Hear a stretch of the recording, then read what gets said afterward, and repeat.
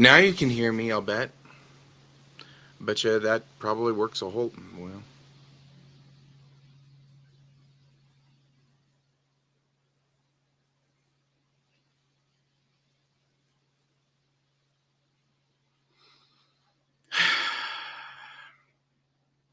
Think I have a light going out. You know how I can tell? Either that or it's signaling somebody. Happy Sunday to you too, Brent. How are you this illustrious evening?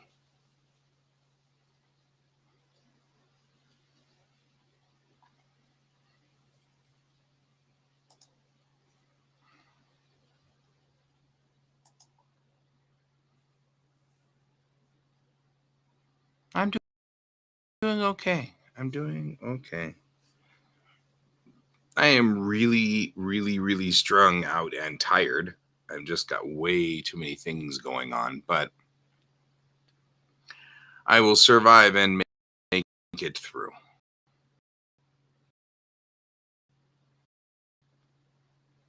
Um,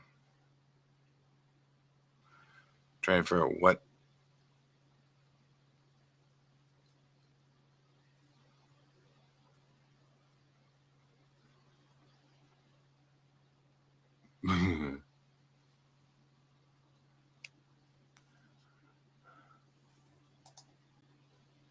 What did it try to trash here? So somewhere along the line, a couple of nights ago, my PC auto restarted because it had to update. And I don't remember what I was doing, but I have been so scatterbrained. I think I didn't save the project I was working on. So now it's freaking out trying to recover the project that I was working on, which I think I saved. I just don't remember saving it before going to bed or whatever. So, of course, whenever it restarted, it died. So you figured out a streaming channel of just Star Trek stuff. Yeah, it's trying to figure out where it was saved. Well, I think it's not where it was saved so much as did it save or not. Which I think it did. It just stuck it somewhere. And part of the problem is it was out on my external, and my external tends to go to sleep and takes forever to wake up. So part of the problem is that it's waking up the external drive to tell it to get the data out so that it can put the data on here, which is fine.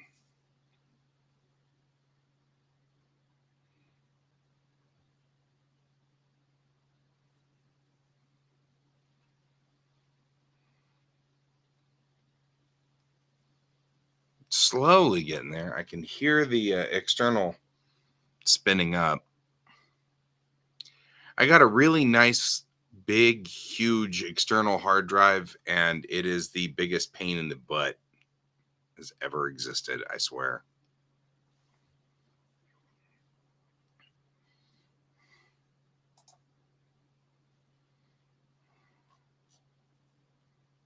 It has a horrible habit of going to sleep.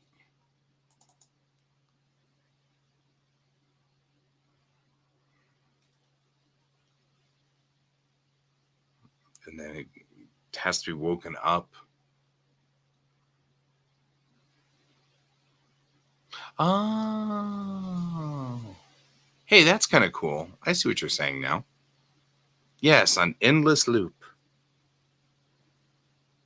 So that someday when I'm an old man, I just sit there for the rest of my days with Star Trek just constantly rolling on the screen. And life is good.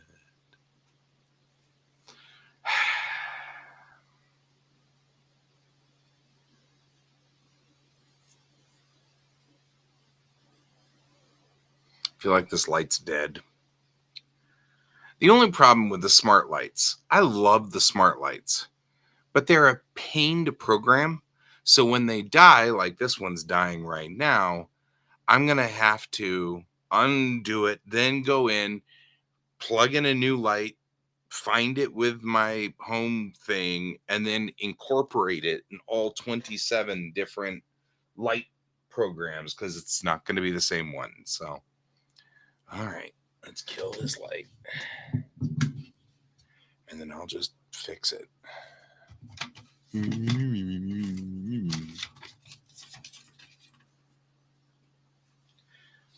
Well, that's cool.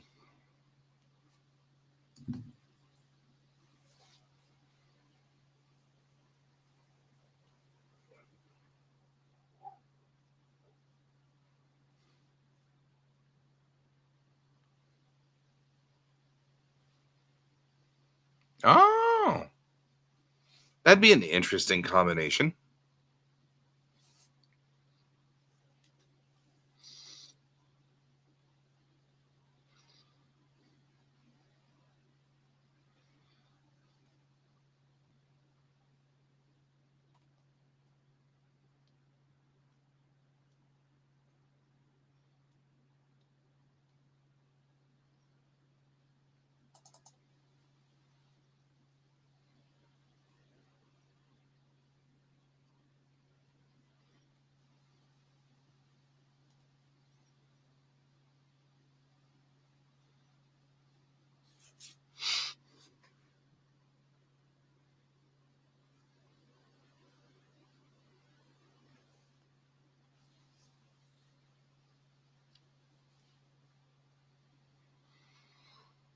All right, did this actually? Oh, there we go.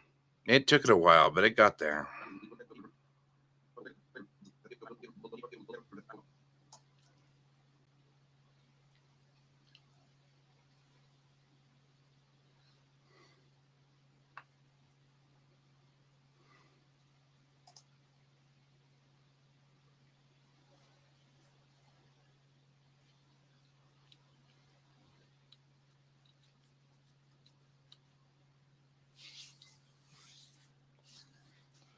Oh, well.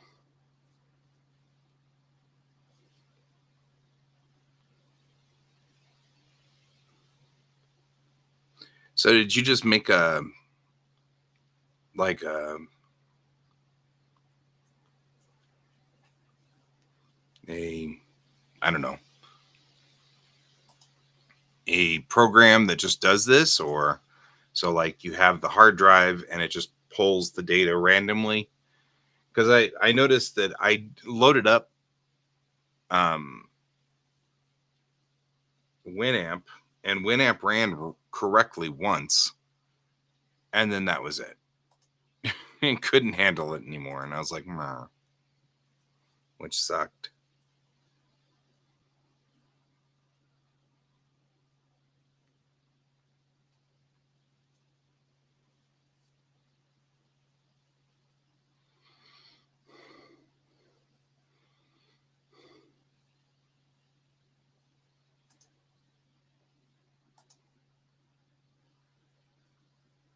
Oh, there you go.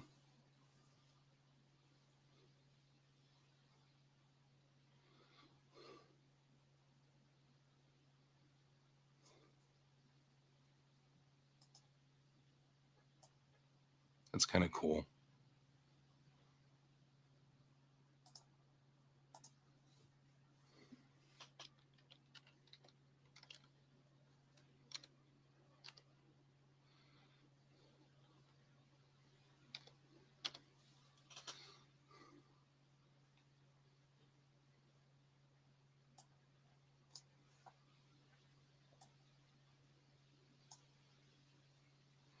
So it just runs around. Yeah.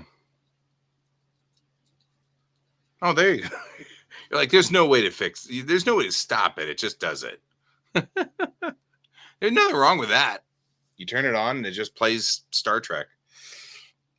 I'm okay with that. What I do is I just build like a small TV unit and just put it in the back of the small TV unit.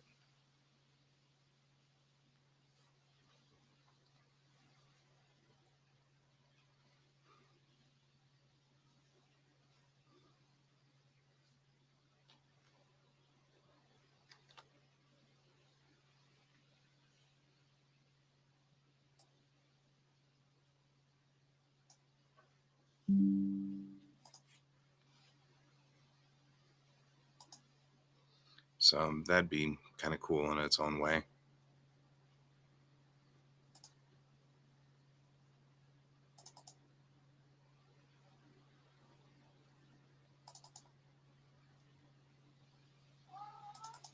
So,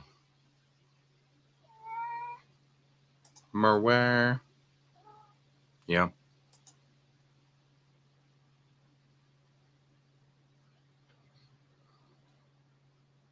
That's for a later version. That's awesome.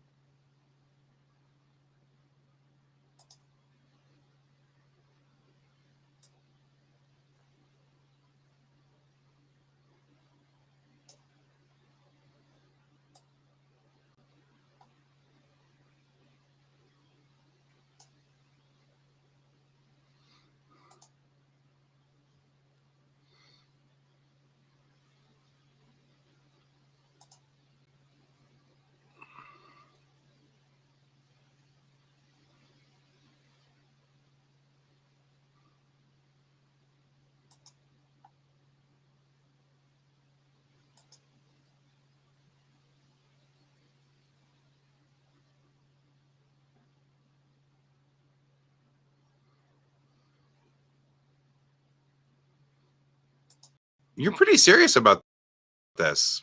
I mean, I appreciate it.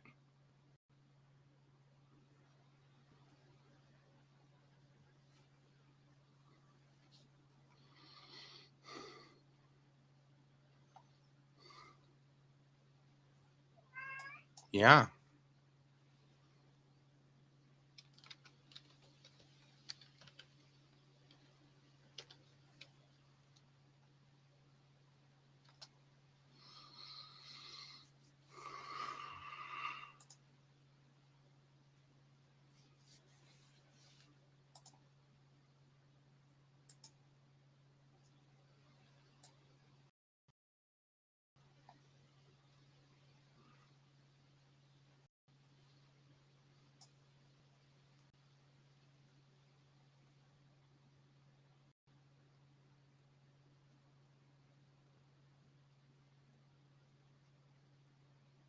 Oh, okay. I just feel bad making you work so hard on something like that.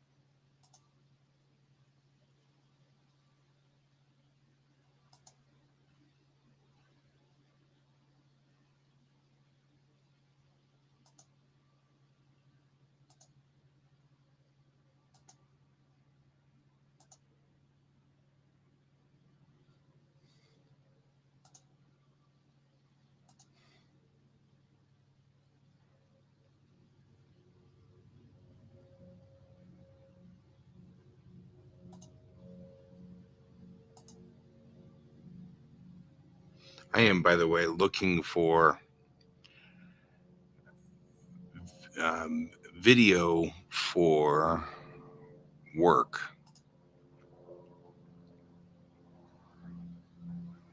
That's why it's because in the drive safe stuff.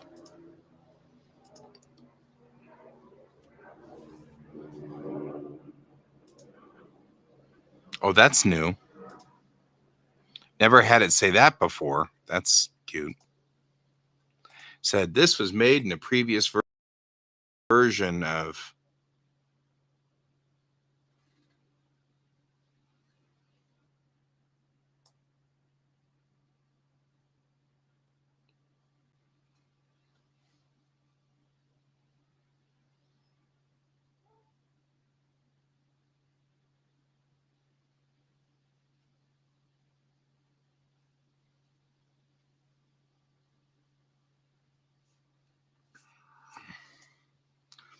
So I have all these videos and I'm trying to make them faster because once I did all these videos for my company, my driving school, I put them they put them into the actual they put it into the actual show or the actual slides, and they ran really slow, like alarmingly slow. And I mean, not they didn't run slow, as in I made them slow. Sitting here working on them on my bench here was, they seemed to run at a pretty good clip and all was good. But then when you stand there in front of the kids and you're trying to, keep their attention and the thing runs 45 seconds, it's like the longest 45 seconds of my life. So I've got to go back and redo the whole thing and just make it run faster.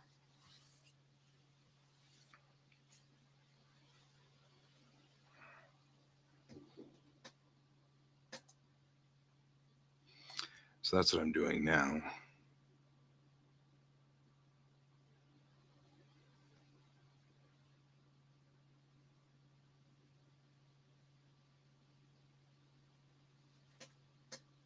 So that's what's going on here.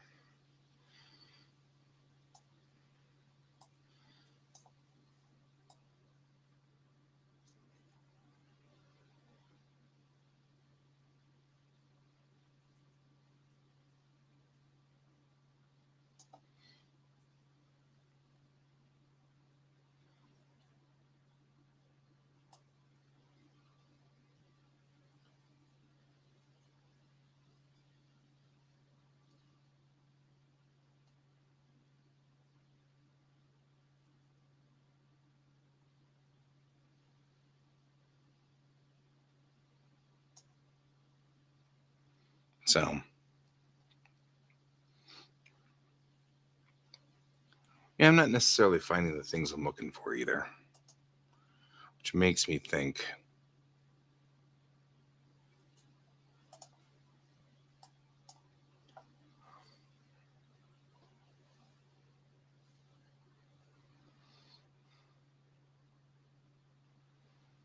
I'm just having problems finding the things I'm looking for in here.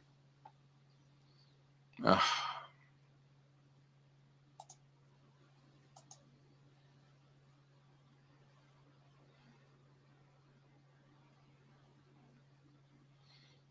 Moreover, it looks like the new animations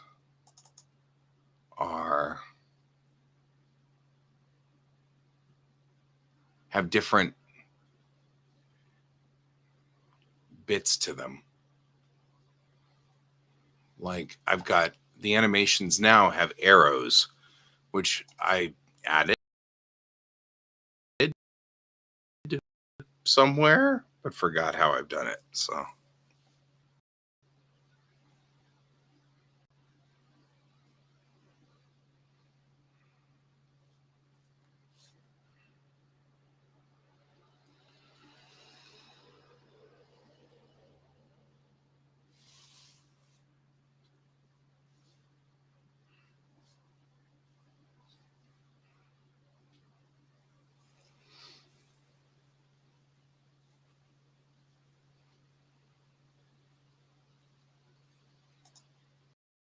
I don't know.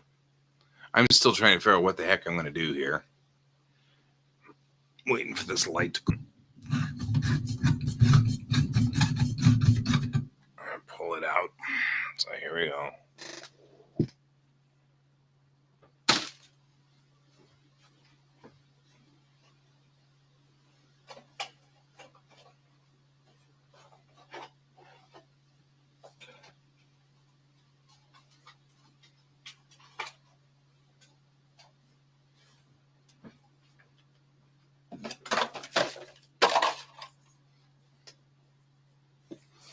All right.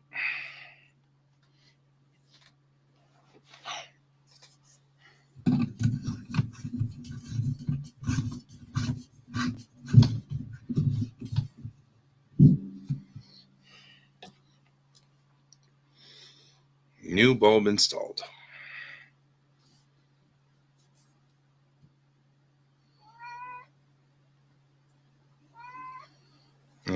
hear you.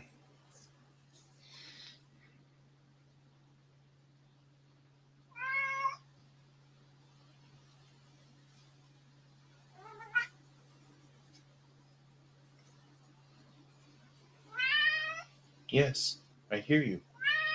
No, I'm doing work. You will have to wait. Have to wait.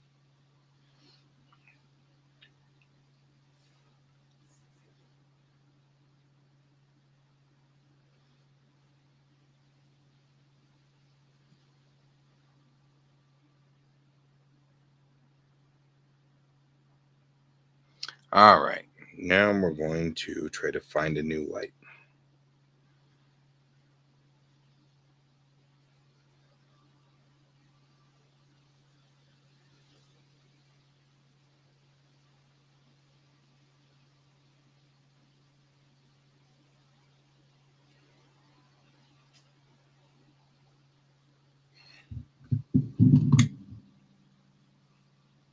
Yes. Wow. Okay.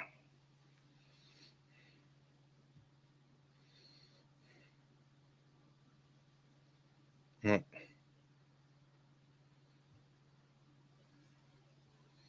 we have to go figure out the light.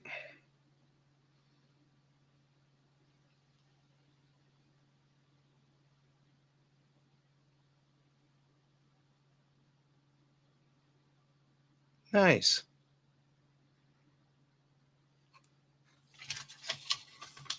Yeah, it helps a little.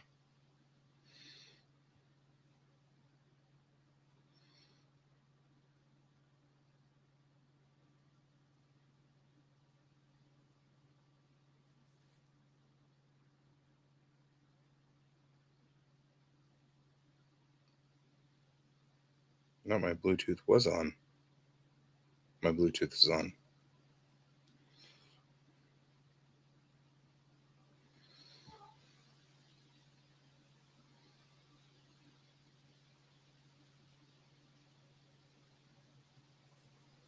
Looking for light bulbs.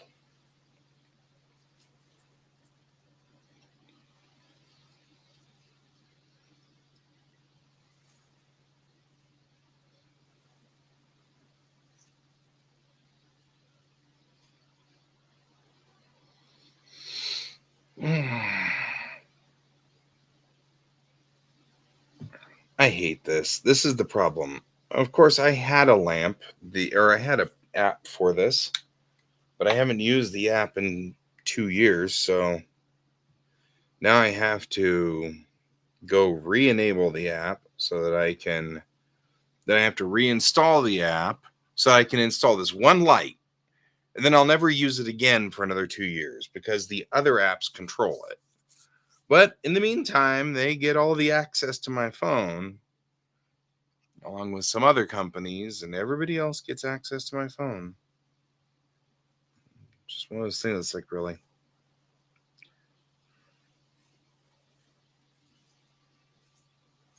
This is the exact same app. I'm just saying.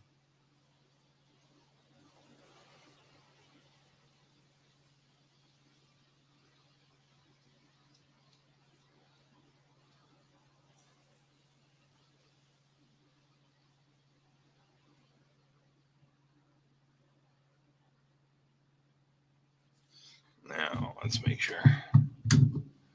Yeah, I'm working on it.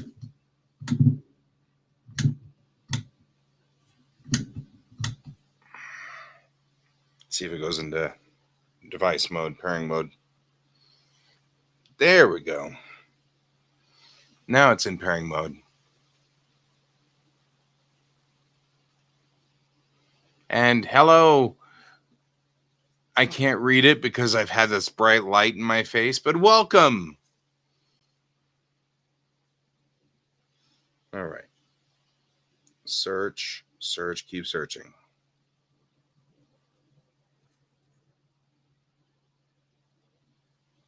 Camera permissions, just search. It's in, yeah, I'm in club mode.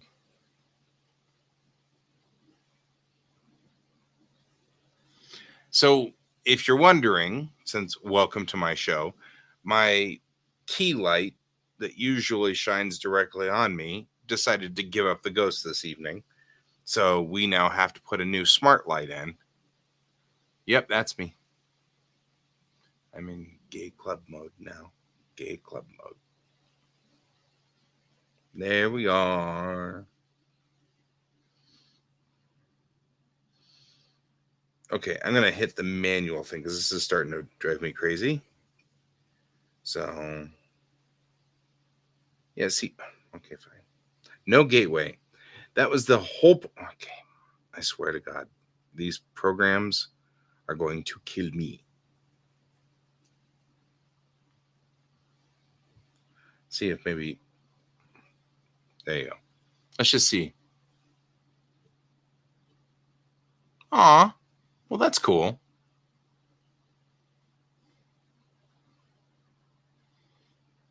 Looks just like me, huh? That's kind of cool. Probably.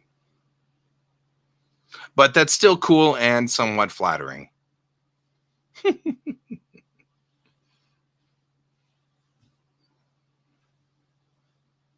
I mean, I presume that it's flattering. But I'm not the kind of person to do anything bad to people. So if it wasn't flattering, apologize for my. No, it's not a thermostat. Does it think that it's a thermostat?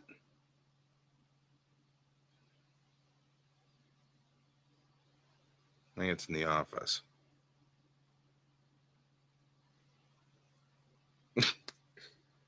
But no, I don't want it. Oh, for crying out loud.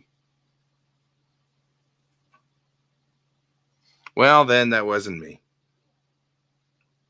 See, it says that the backdrop light is still on, but and now it just gave up. That's you giving up. You shouldn't give up. Don't give up. Don't give up. Just keep. It's all good, man. It's all good.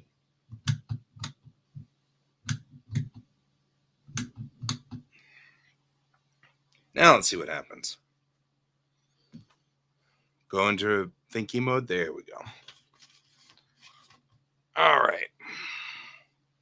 At least it's a little bit better when I put the diffuser back on it. Okay. Now I have to undo this because I just added the air conditioning unit that I disabled. And the reason I have to disable the air conditioning unit, of course, is because when I say, hey, turn the air conditioning to whatever, it does not do the house's AC unit. It goes, gee, we can't figure out whether you're talking about the house's AC or the old in-window AC unit that you were using up until recently, but it's still plugged in, so we just assume it's still working. And you're like, don't need it to be working. I need to find this light. So why is it not finding this light?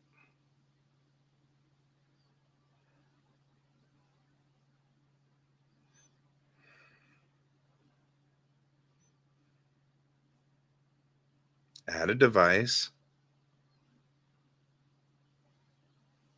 I do like reading. There are a number of them.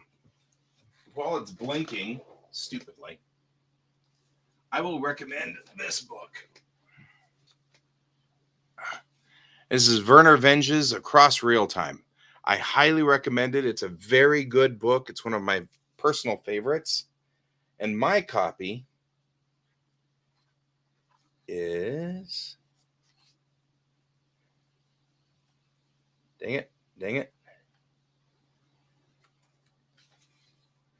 Where did he? Why is it so difficult? Why is it so hard?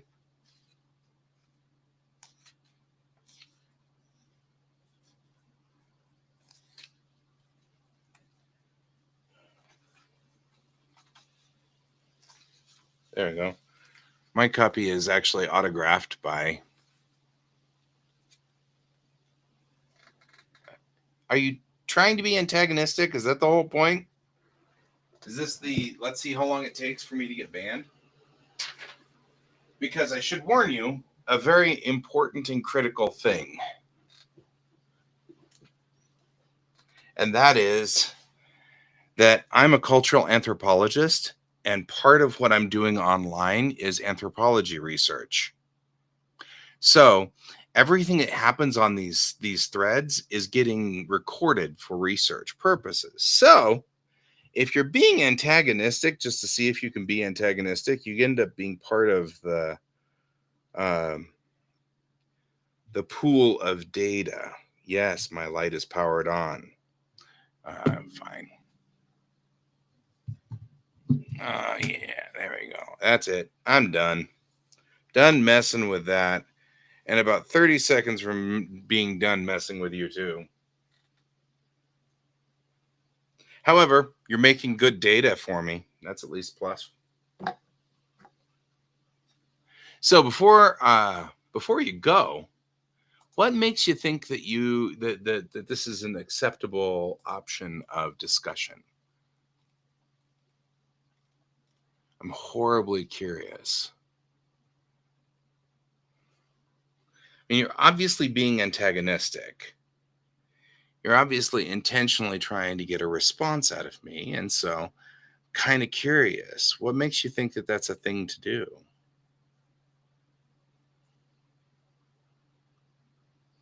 Not really. Hey, Ray. Good to see you, man.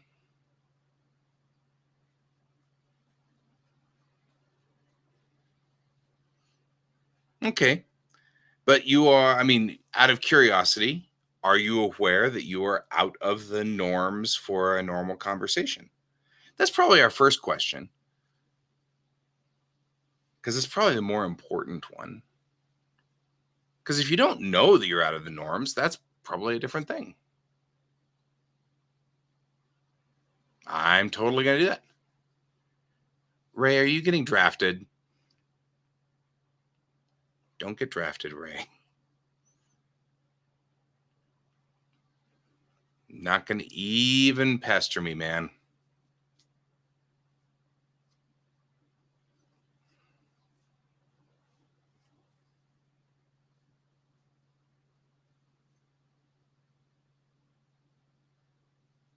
Not really.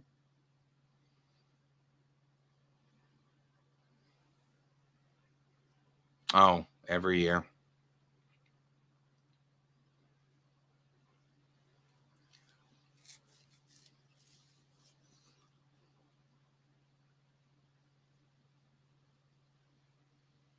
Every year, huh? So you get, are we just in cycle for draft? Is that the story? Brent's done. Brent's over it. That's all right, Brent. I totally accept that. Thank you, Brent.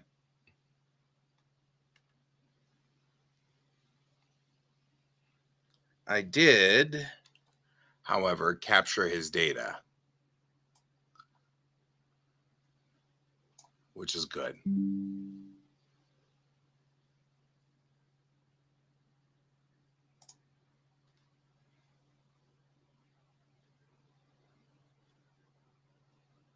Oh, now we're starting to do the fighty thing.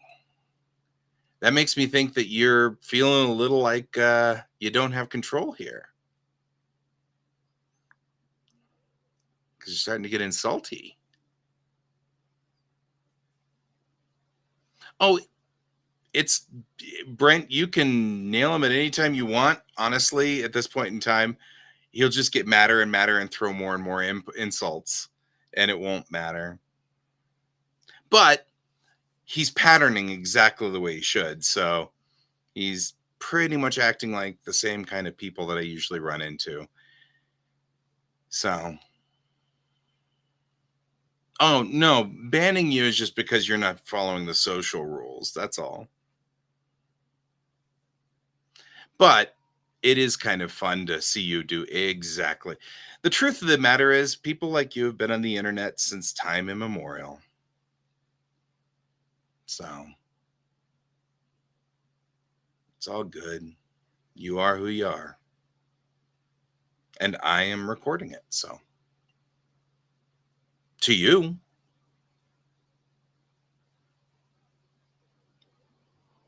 you are following my rules. You're totally following my rules. That's the funny part. That's the best part about this.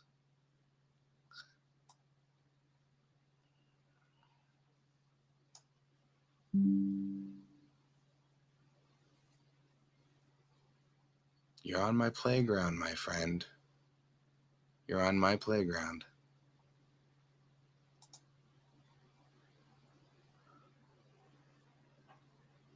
So keep going. I believe you have a few more steps of insults to go here. Wow. That's a thing.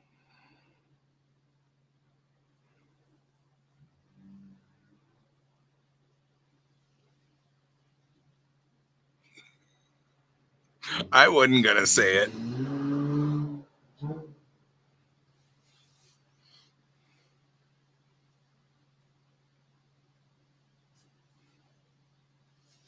So, what makes you so unhappy, man? What's the story? Why do you feel like you have to go out on the internet and insult people to get power? Now, that's the one where pretty sure you're lying. That one's the one I'm pretty sure you got problems with, bro. I don't think you're happy at all because you're going out and picking fights with random strangers. You don't even know me.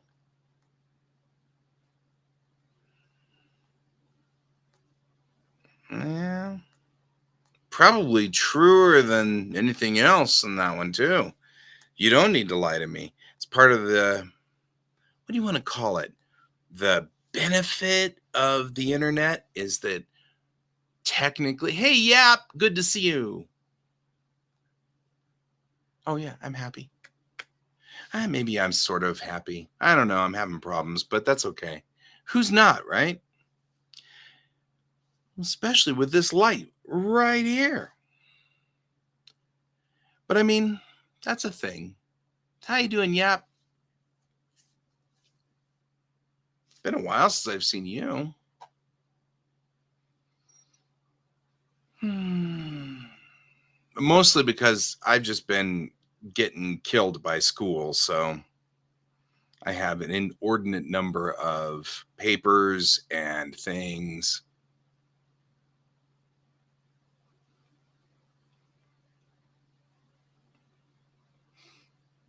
Yeah, sign of neurodivergence, my friend. And probably getting old. Oh, I don't know. I was asking you.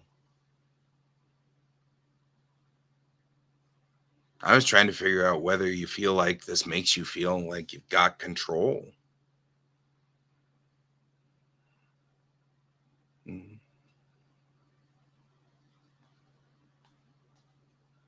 Oh yeah, yeah, yeah. I've got hey Yap, I've got school too.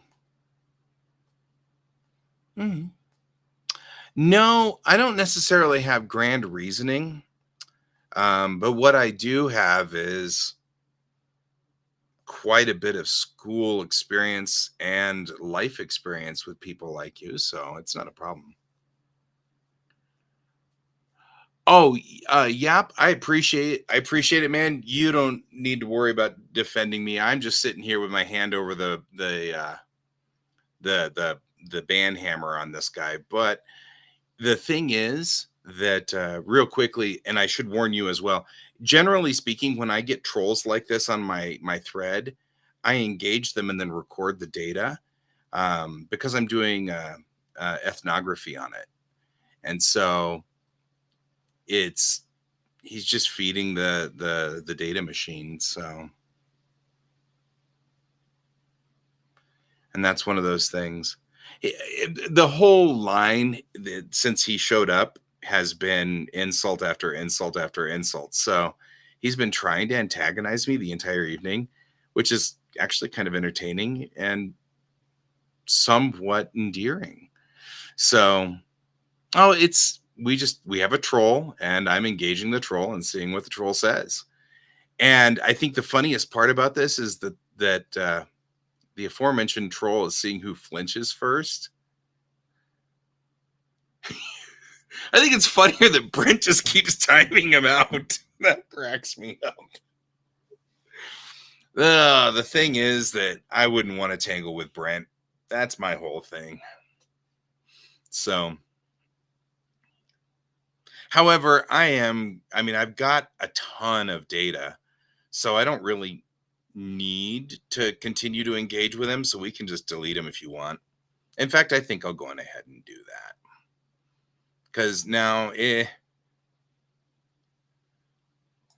or that kind of uh, desire. But it's a power game. It's the same power game that when people would do. I saw this power game with my mom, oddly, a long, long, long time ago, back in the 80s.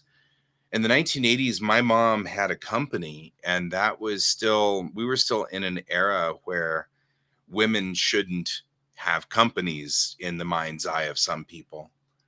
And since her phone number was public, people would constantly call and troll her and stuff. So well, yeah, but but here's the thing. I'm doing cultural anthropology work, and part of my work is cyberbullying and trolls. So all that individual did was feed the churn, so to speak. So I'm not that worried. And you can be insulting if you want. It doesn't hurt my feelings. I don't know that person, so shrug.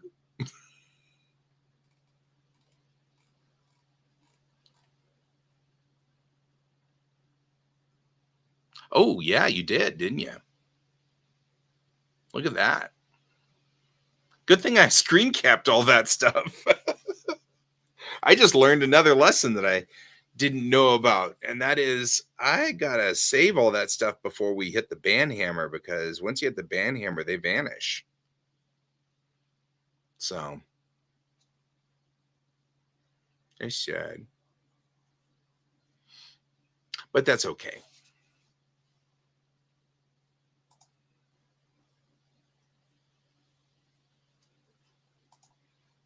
So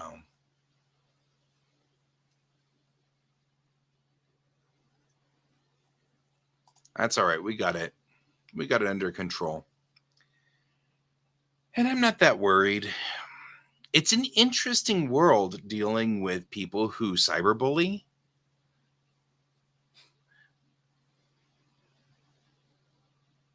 This is totally going into my thesis. You know it.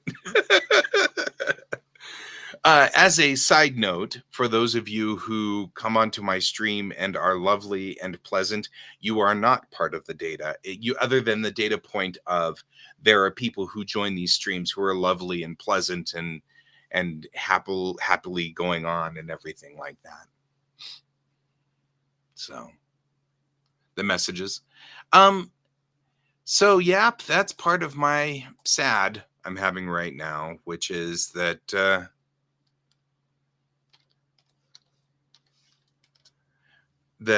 I'm actually not doing very good in Japanese class, which is kind of sad, and I'm kind of sad about that. And it's because my teacher and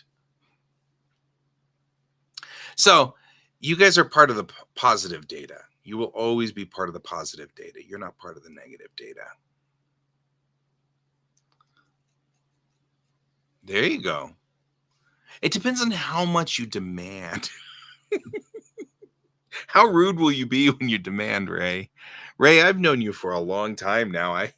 I doubt seriously you would you would ever end up in my negative data. That would be sad. Um, but yep. I'm having a problem because my teacher and I are conflicting, and not like we're fighting, but she's very much very specific about certain translations. Very important person.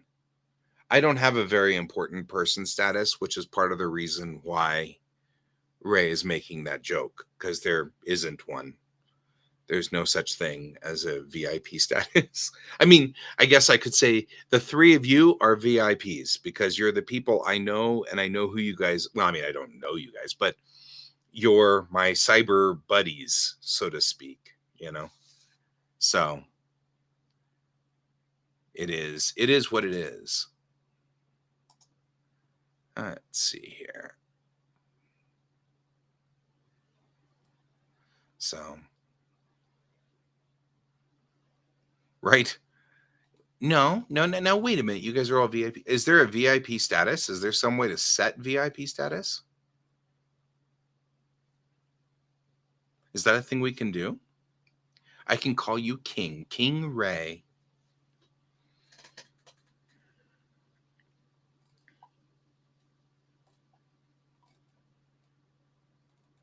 Right? We're all the VIP gang. All right. I am going back through the chat. The other thing is that my Discord server records all of this stuff. So that's part of it also, is that the Discord server has been recording this data and always will. So,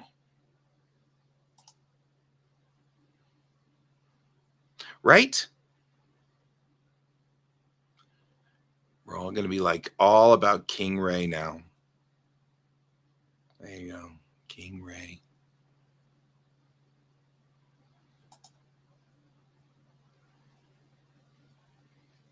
All right. So what are we doing tonight?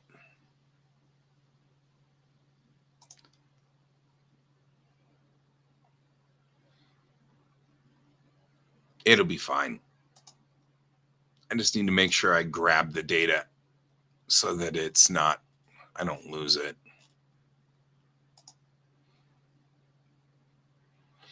Twitch has VIP, huh?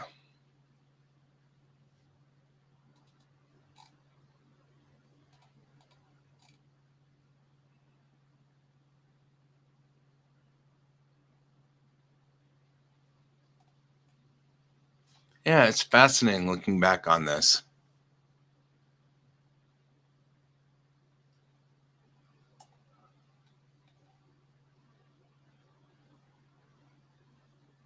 Anyway, I think that's the longest that I have ever engaged with a troll before the troll gave up and left. So that was a lot of good, useful data, which I think is cool.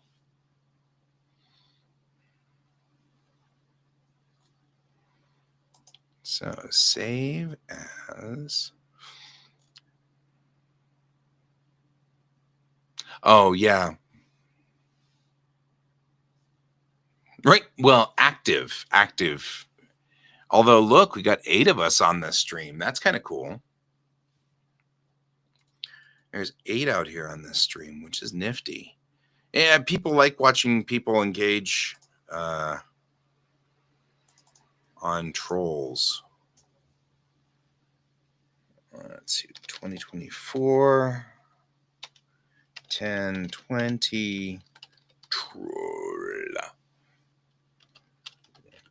Waves. All right, saved. Data saved.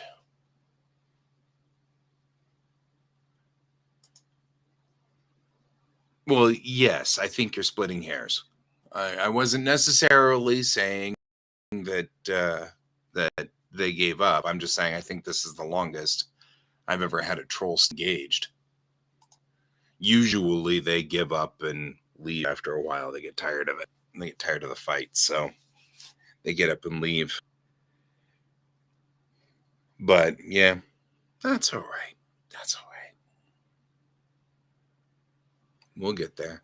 So We are now kind of coming up on sort of a terminal lock before I head back to Japan. I'm going to head back to Japan in December for a month, and I'll be there until January. I'm going to stay over the new year, which will be cool. I will actually be close to you, Ray. Final. I mean, not like really close, but closer than I've ever been to you in this entire time. At least closer. I'll be like only like 2 time zones over. It'd be amazing. But yeah, I'm heading over there because my best bud's got my best bud got transferred over there, and he's got an apartment with a spare room, and so I'm heading over there to the spare room and set up over there, and I'll be there for a month and looking for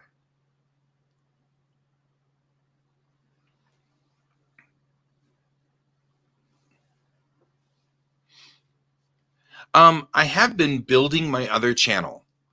My other channel is Guy Sensei, and it actually is a direct thing. I am very directly connecting with you guys. You'll get the aura. I'll be close enough. We'll be like, our auras will cross paths or something. We'll still be like thousands of miles apart, but that's still fine. We'll be quite a few, maybe, well, I guess I should say still thousands of kilometers, thousands of miles, still both the same. It's just that we will be on the same side of the planet, which will be kind of fun.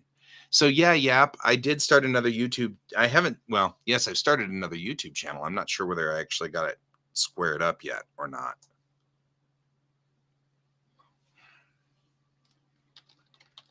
Let's see. Let's see if I did it right.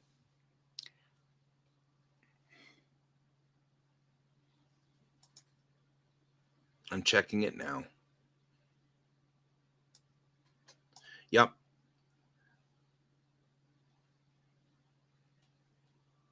So it's going to be.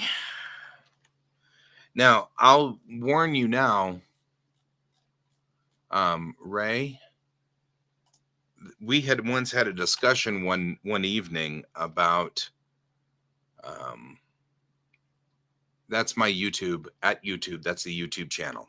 There's nothing on it at the moment, I don't think, other than I've set up I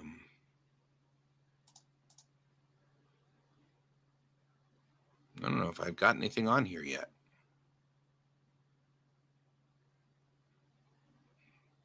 It's all the videos are blocked. Mostly because back in the day, before I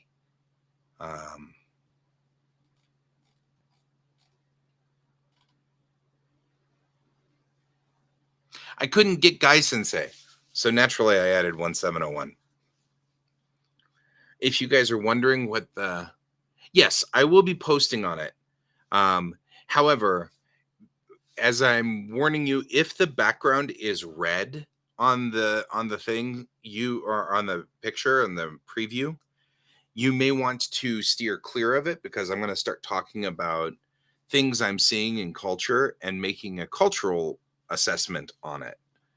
So that could be perceived as potentially hey snooter, potentially antagonizing. So the picture on my channel, by the way, that picture is entertaining. I used to do a podcast, which I still do. It's called Geek Tank, Rocky Mountain Geek Tank. But we used to go to conventions, and so we had to have like we had to have pictures taken of us. And I loved my picture because I look so stern. So I used it over here. Although I'm gonna probably change it, because Guy Sensei is a persona, and so I have been building a persona around this character. But I just finished my first videos editing yesterday, which is sort of the setup. And the there's also, by the way, an Instagram on that. Used to what? You mean Geek Tank?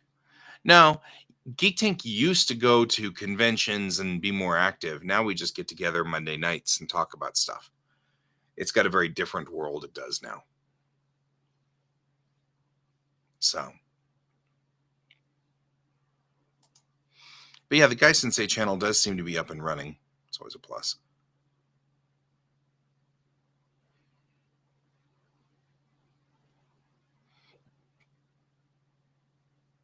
No. Geek Tank's not going anywhere.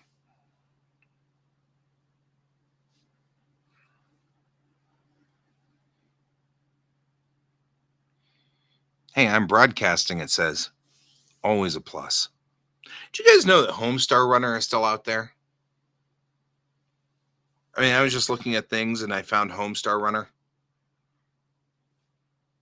which is kind of cool because I mean, that's I will.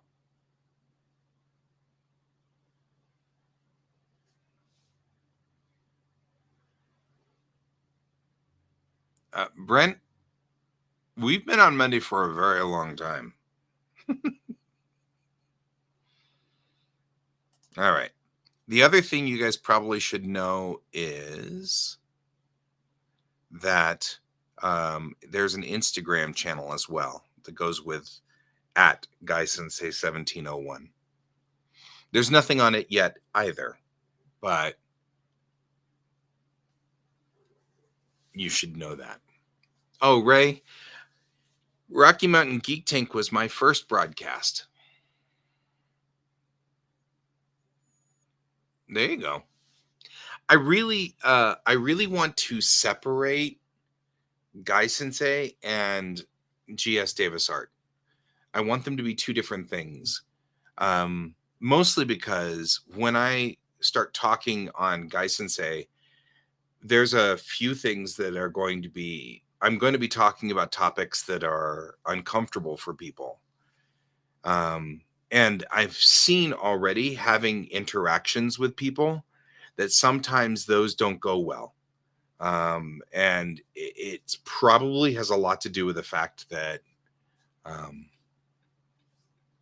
really? Those are my playlists? I probably should do something about those playlists. Those probably don't belong necessarily on here. I mean, yes, lighting tutorials and martial arts tutorials are great, but they don't fit the theme. Why do I have, are these public playlists? Do I depublic them? I guess I probably should depublic them.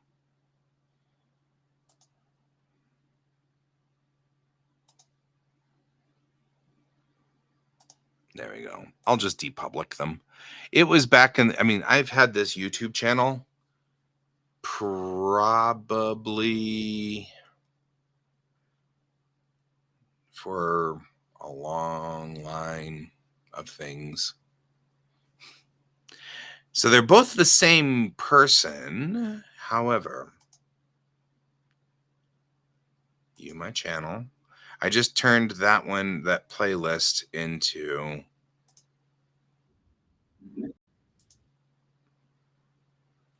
so interestingly, the Sensei one is about Bo Kata. I love Bo. Bo is the staff. All right, let's go back, and I just fixed that.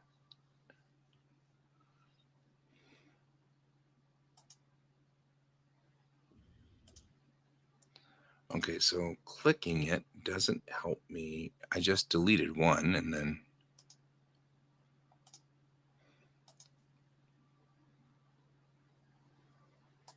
there we go. And then that way we don't have them listed. Because I also have Tai Chi on there.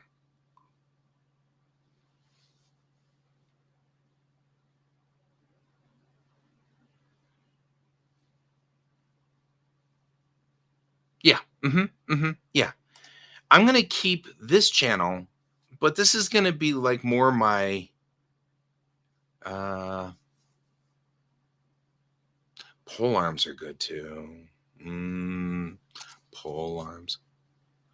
Well, yeah, if you want the playlists, I'll give them to you. It's not private. It just doesn't fit Guy Sensei the page. That's all. It's a video tutorial and a bunch of staff playlists. They're all YouTube. All it is just other people's YouTube stuff. But since it doesn't represent cultural anthropology necessarily, it probably shouldn't be on my cultural anthropology page. So, but you are more than welcome to have them.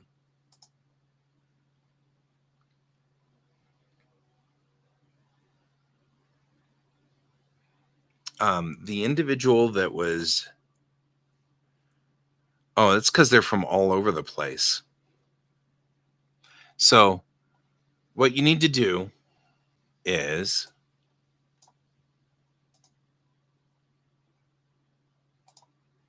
here. You just need to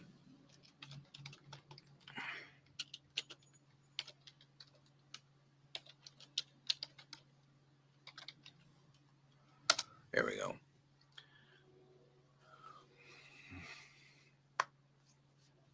Yes.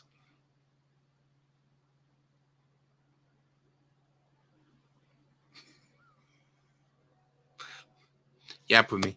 I appreciate you, man. I do. I really do. You don't have to. It's totally fine. Why is one unavailable video? I don't even know what that means, but okay. So this channel that I repurposed, this Guy Sensei channel, is really old. Like I've had it for, this is probably my original YouTube account, which dates back to the beginning of YouTube. Here, let's find more of a Guy Sensei picture for it.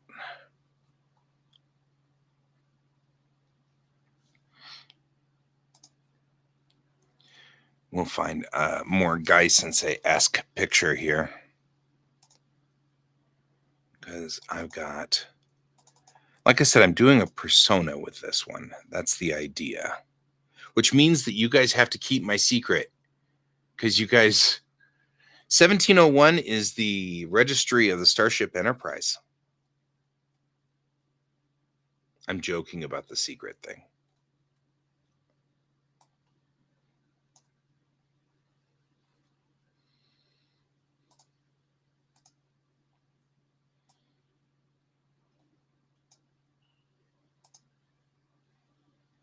There we go. Much better.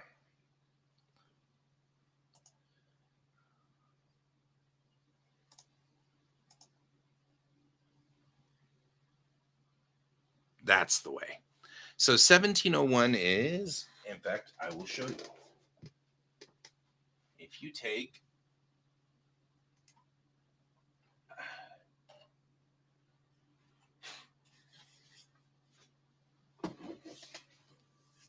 here, give it a second, it'll figure it out. There we go. That's why. Right? So the good old Starship Enterprise. So that's why 1701. If it's ever going to ask me for a number, I'm going to have to do the number thing. And if I do the number thing, it's always going to be 1701 because at least that fits my world. And so that is an acceptable thing.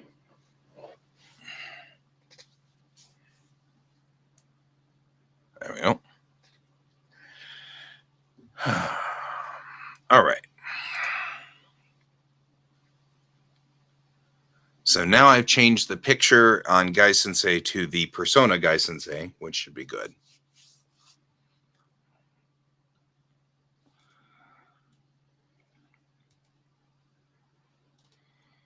Add language. The original language should be English. And oh, I don't need channel translation. All right.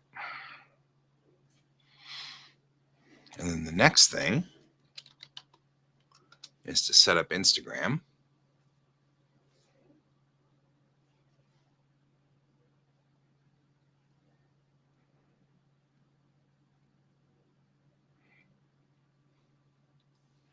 I love that there are a couple of um,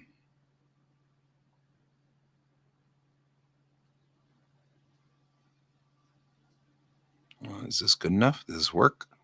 Hmm.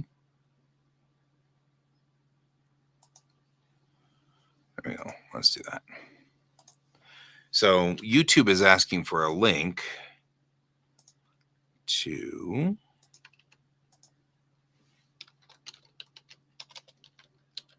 Instagram. There we go. All right.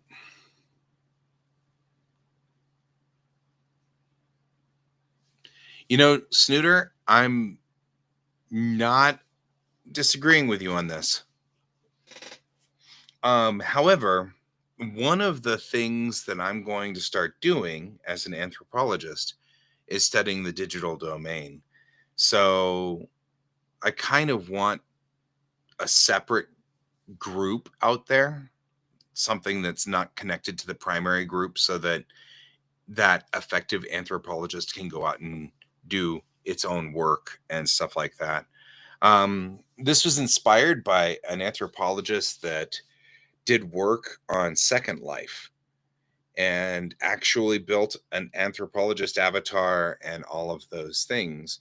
But one of the things about anthropology is that it's like being a doctor, in that you have to let people know you're doing the work in the zone that they're in.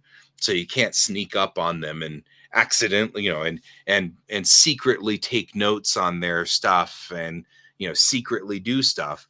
Everything has to be open and straightforward. You have to say straight up, hey, I'm an anthropologist. I'm recording everything that's going on here and stuff like that. And we haven't established that here on this channel. That's never been really established. So with Guy Sensei's channel, it is established right off the bat. Everything you do on that channel is being recorded. And so, that's why I'm like, it's all about understanding how people communicate with one another on the internet. It's all about that kind of stuff. But everything on there is recorded. So, and actually, I'm going to even say that. Um,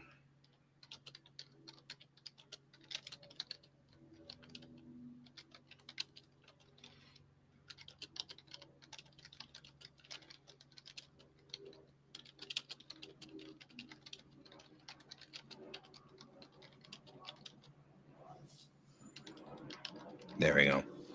I'll add that to my.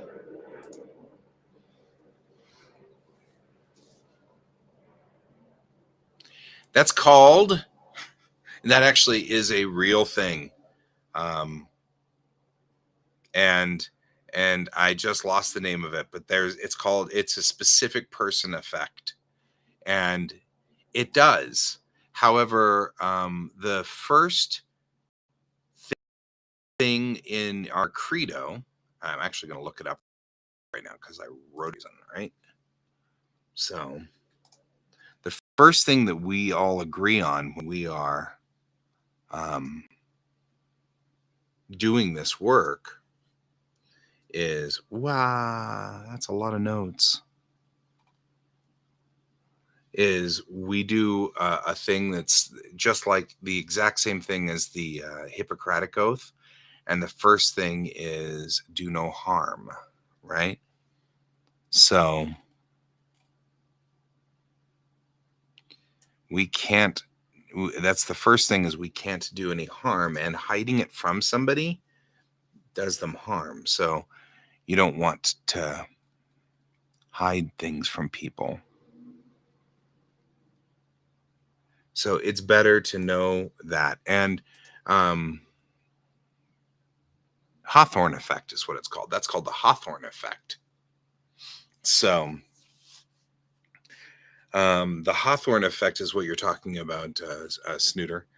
And that is the if you're being observed, you act and behave differently.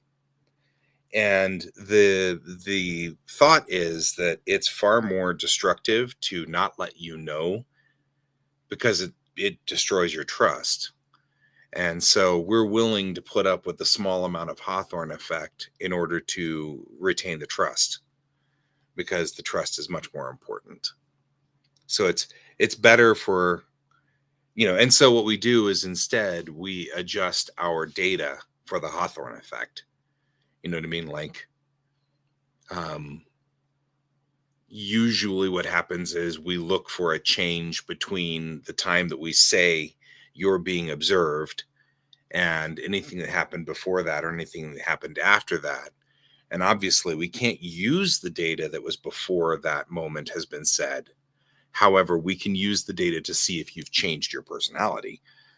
If you start becoming a complete jerk or whatever, then we have to dismiss your information from the. There have been a number of them. We've had, actually, that's one of the most interesting things about being in school, is finding out how much anthropology has had to change because people were using anthropologists for the wrong reasons. I'm into anthropology for a very important reason, and that is, A, I love people. I love cultures. I think all cultures are fascinating and interesting. I love studying people and how people operate. But I also come from the belief that most of us are trying to do the right thing in the world and trying to be good people. And even our troll tonight has a problem that he's working through, and this is his way of expressing it. And that's fine. Everybody has to. But over the years, people have used anthropologists as spies. They've used us as they've used us to corrupt and destroy cultures. Um, no, no. Well, I mean, we had a troll. I don't know if you were here for our troll this earlier tonight, or whatever babes troll that was here earlier. But he's been wiped out. So,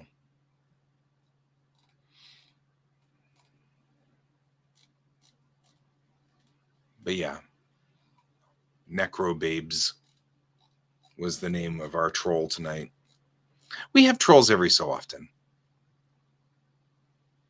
So, but the thing is that as soon as I told him that he was being recorded, boy, he got pretty visceral and very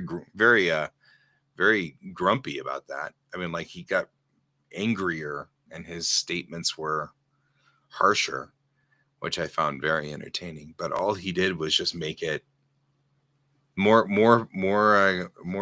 grist for the mill,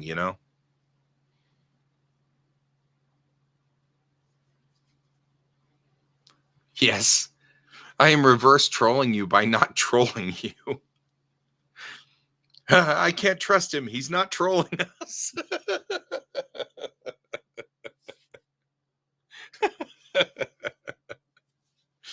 Oh man. But yeah, we've been learning about, and there have been incidences like Vicos, which is a very famous situation where anthropologists went to, I believe it was Peru, and there was an indigenous tribe that they were working with doing normal anthropology stuff.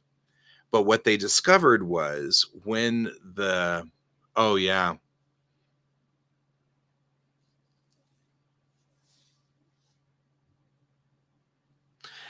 I think there's always trolls.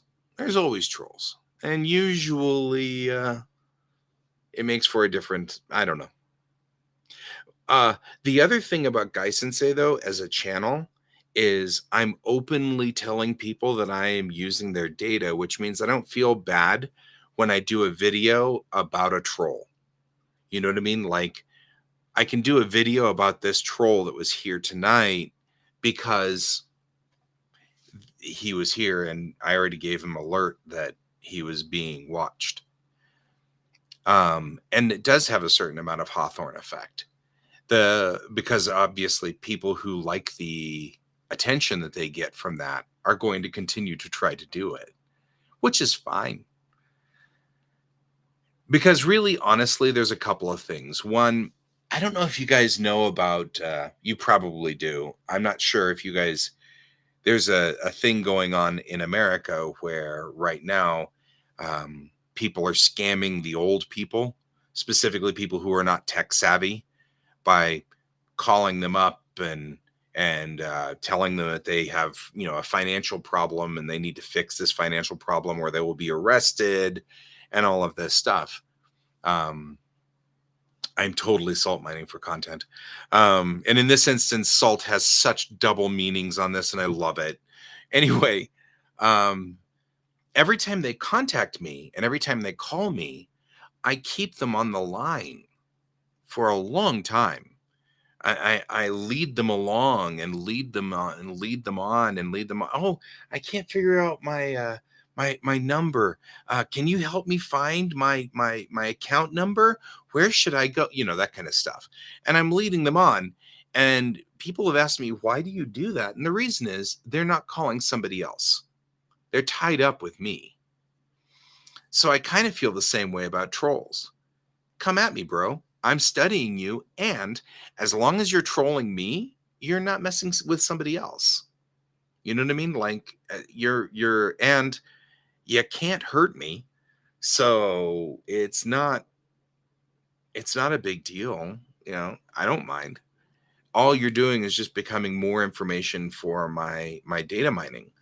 And so the more you give me, the more I've got data and the more data I gather. And so it works. And you're not on Snooter's channel trolling Snooter, which makes me happy.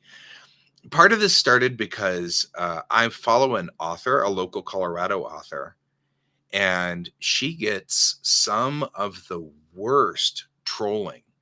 Like the people who get onto, because they're not just like with me, they're trolling me, but with her, they're trolling her and they're misogynistic.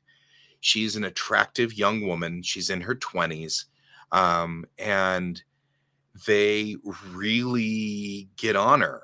And she's still young enough that some of that stuff still hurts her. And so it makes me feel bad. I've met her in real life. We hang out in real life. Because she's here, she's in the same state with me, and we often are in the same circuit. See you in a minute, Ray. And we're often in the same cycle and the same circuit. So I'm with her from time to time at conventions, and we've talked about this. And now she's gathering data for me too. And so it helps because I can do compare contrast as to what the trolls do for me as a older male, white male, and what they do to her as a younger, attractive woman. Obviously, as an author, her face is out there. They can see her. And just like me, you can see me. And so this is interesting to me. And there's a psychology to it. There's an entire like structure to this thought process. But on the same time, I don't want to drag down Kayan or any of the other artists that are with me. All of these artists are doing art. They're not doing social work. I'm doing social culture, and they're not doing cultural social. And so it's not fair for me to drag them into this. So we'll be separating out from this.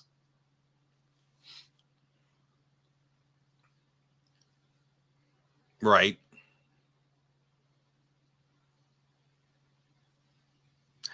And that works. Snooter, you're doing a service for us all. Thank you for your service, man. Appreciate it. And I mean that in an honest way.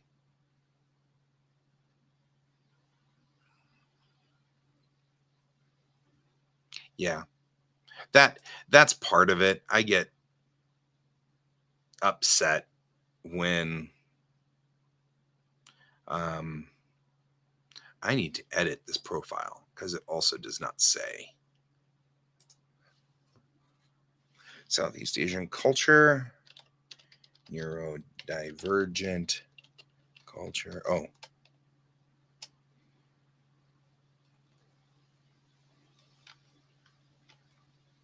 I need to, it doesn't give me a lot of room down here, doesn't it?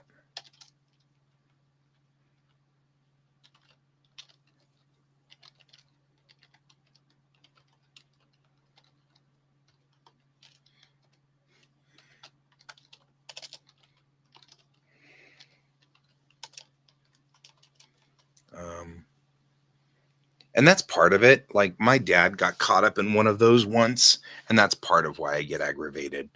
I'm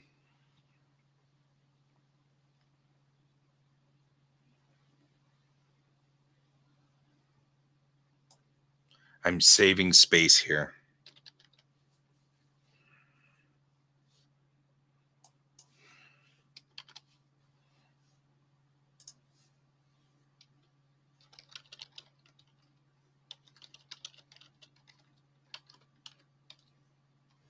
Dang it.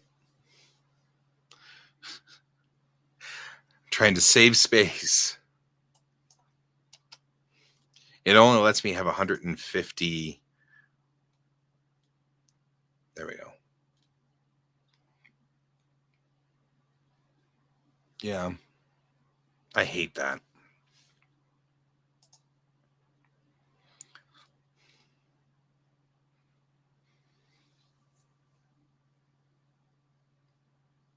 I'd call you Ray.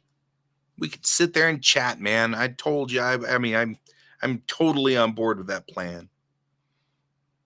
I'd totally call you. Unfortunately, I'm not there, but I'd call you, man. I would. All right. I'm going to put my first video on here. I'm going to go ahead and upload it because I've already made the video. We're just going to go on ahead and do it. I've been futzing with it and futzing with it. You know what? It's not going to get anywhere. We're never going to fix this problem. It's never. I might as well just do the things and upload the video.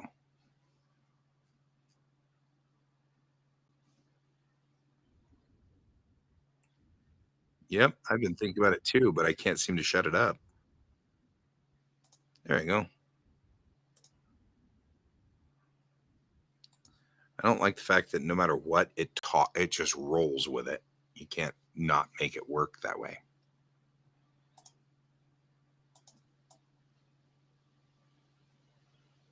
There we go.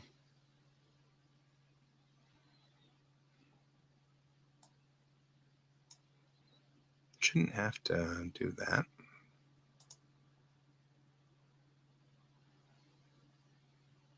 All right.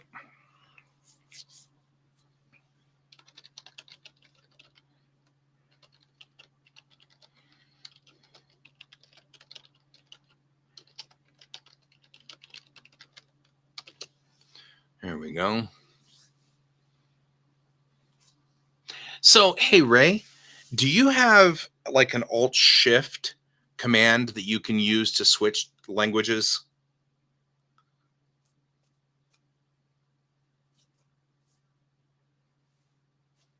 Yeah.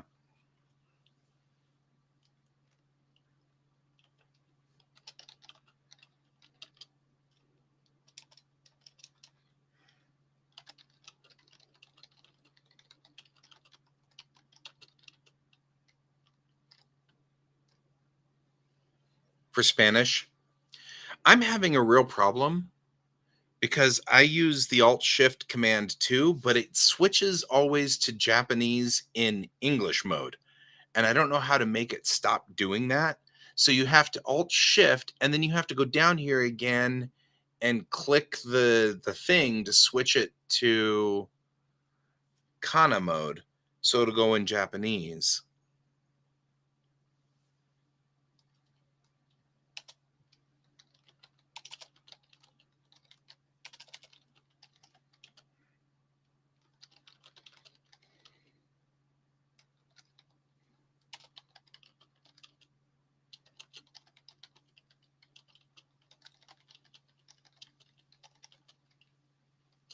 So that's what I thought too. And I actually went to Microsoft, and every time I post it, their response is Japanese is just that way, and you have to expect that that's the way. And it was like things like all the Japanese do that. And I was like, I can't imagine that the Japanese by default like typing Japanese with English letters. And so it's like, I can't, you have to you just have to press on, right? What if I had, well, that's, I've never tried that. Never tried hooking up two different keyboards. I only have one keyboard. It doesn't matter. Japanese operates pretty much the same way as I'm sure all of you guys do when you, although Japanese uses, oh, it'll update after you type. I usually get so aggravated and annoyed by it that I don't ever get to the after the type part. So,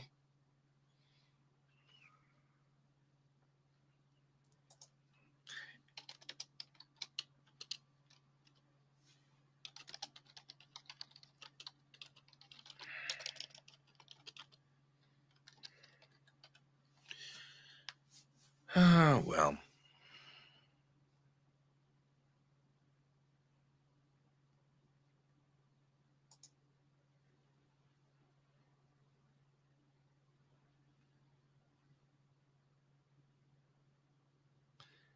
Trying to hit the restream bot?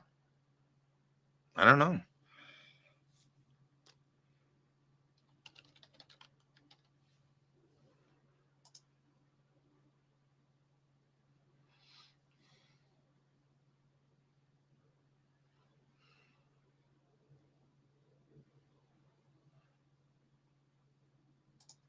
Let's see if that goes well. I didn't add any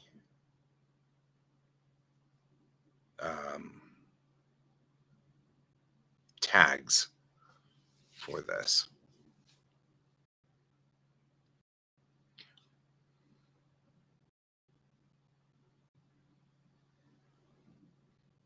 Interesting. Although I have not seen a Japanese keyboard, probably the 1990s. I think that's the last time I ever saw a Japanese keyboard. Most Japanese use the American keyboard and just type as you would speak Japanese. Problem and kind of the frustration that we're running into is that when I type, you need to use the way that Japanese works. It's got all of the graphic. I'm sure there is too. I just need it to be easier. I'm already frustrated, so I don't need anything to be more thing. And that's unfortunately what's right now. Why is it taking so long? Forever for me to create stuff nowadays. Like I'm creating a new post on Instagram and now I'm just swirly circle. Anyway, yeah, I mean, even in Japan, Japanese keyboards anymore. It's just easier to use an American keyboard, an English keyboard. So, but when you speak Japanese, when you they've got three different alphabets. Of them are phonetic, like Cyrillic and like all of the other alphabets we've been using, and then one of them is ideographic, which means that it's an icon, so the character has a meaning. And the problem, this is why I'm wondering if Ray's keyboard works differently, is that during Japanese, it's a sound poor language, fewer sounds than most of our language. And so because of that, there are a lot of words that sound the same. So when you type in the word, it gives you a little like pull down of options of which word you mean to say. It's lagging because I'm posting to Instagram.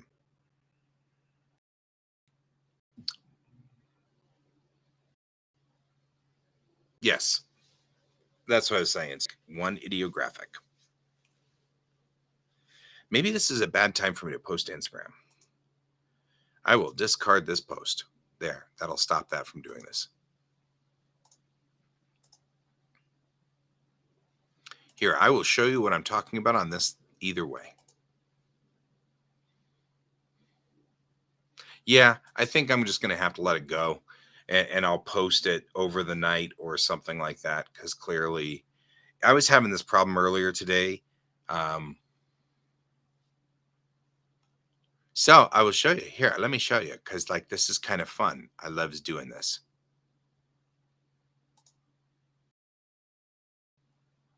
Do do do do do. I'll switch to. I like that it's modern. It's basically Russian with just 2 extra letters.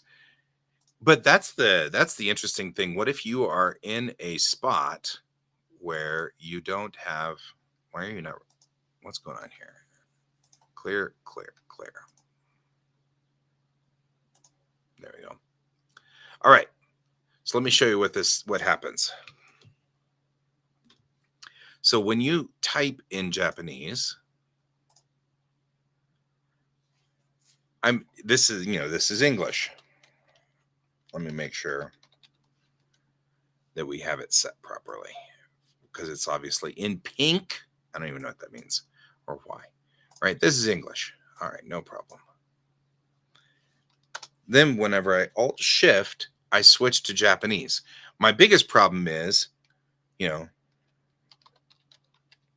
it has decided that it's writing in English characters. So I have to go over to the IME and switch from the IME to the Japanese characters. Then, right, I can write. And when I do, it gives me the options down here of all of these different versions, which this is not a font that takes well to this. So let me switch to a font that actually understands Japanese, because this font's not one of them. There we go. There we go. So when I write in Japanese,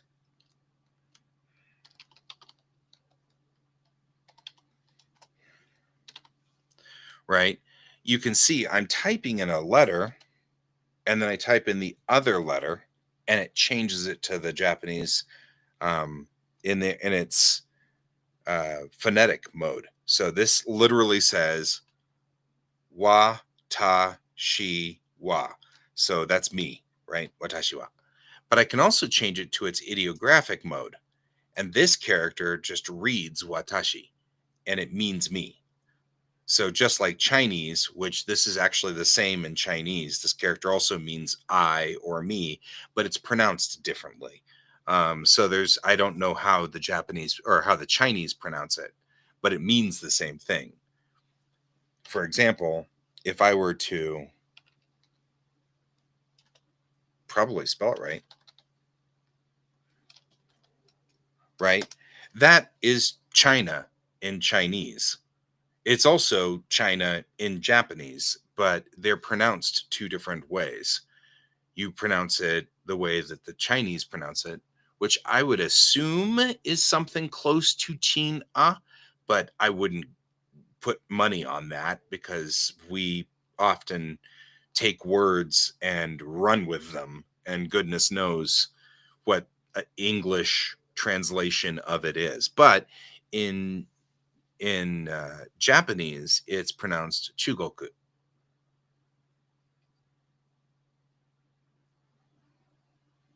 The wa suffix? It's not a suffix. This is what we call a particle. And it probably would be better described as like a conjunction.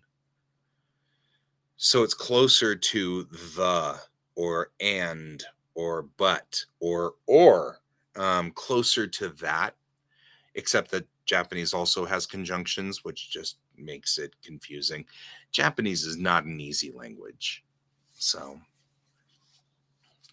but the reason why I have a problem with this, of course, is that this up here was written in the wrong IME. The IME switch over here is in Japanese. It says it's in Japanese mode, but it's in Japanese mode writing in American or in English letters instead of being in Japanese mode writing in Japanese letters. And I don't know how to permanently lock it so that it never switches, because there's two options in there. I can have it do either or. Yeah, and Snooter, just for the sake of argument, this pretty much is the subject marker. So we're just saying that I am the subject of this sentence. If I were to say, Chugoku wa okii desu, right? I have made a complete sentence here. Let me erase this, right? And what I'm saying is China, and then this is the marker for China, and this is oki. No, it's just one E. Oki, which is big or large, right? China is large. And then this is the is or the, I don't know. This is what we call an assistant or helper verb. It's not a verb because oki, of course, is an adjective, and so there's no verb in this sentence. So they use this as an assistant verb so that there's a verb here, because otherwise there's no verb, and you just ended up with no verb. So desu is, or des is usually just an assistant verb. We use it just to round out the structure, because in Japanese, the language is SOV, subject, object, verb. That's the setup. Which actually kind of makes me wonder, is what's the setup in Mongolian? Is Mongolian setup similar to the Western languages, which is subject, verb, object? Or is it set up more like the Eastern languages, which is subject, object, verb? Now I'm curious, and I don't know if Ray is still here. But see, here's the thing about you, Ray. You're also a student. And I've noticed one thing about students. When you're a student, you sort of understand that you might be the subject of somebody else's research. It's part of being a student in university. You end up getting drafted into research.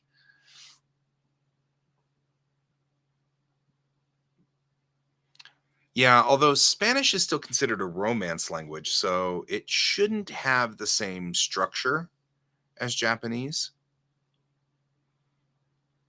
Although I do know that Japanese has a lot of loan words from Portuguese and Spanish.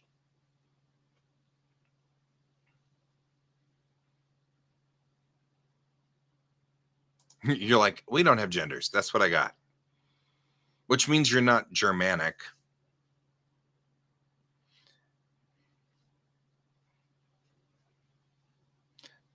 So, Snooter, my subject area is typically Southeast Asia. However, with Ray here, I keep thinking I kind of want to go into Mongolia too. Because Ray makes Mongolia sound interesting. And so now all of a sudden I'm like, oh, I kind of like Mongolia. So, unfortunately, as I say right here, China is huge. So, you've got a lot to study through China. Northern China is completely different cultures than Southern China, Eastern and Western China. There's a lot going on there.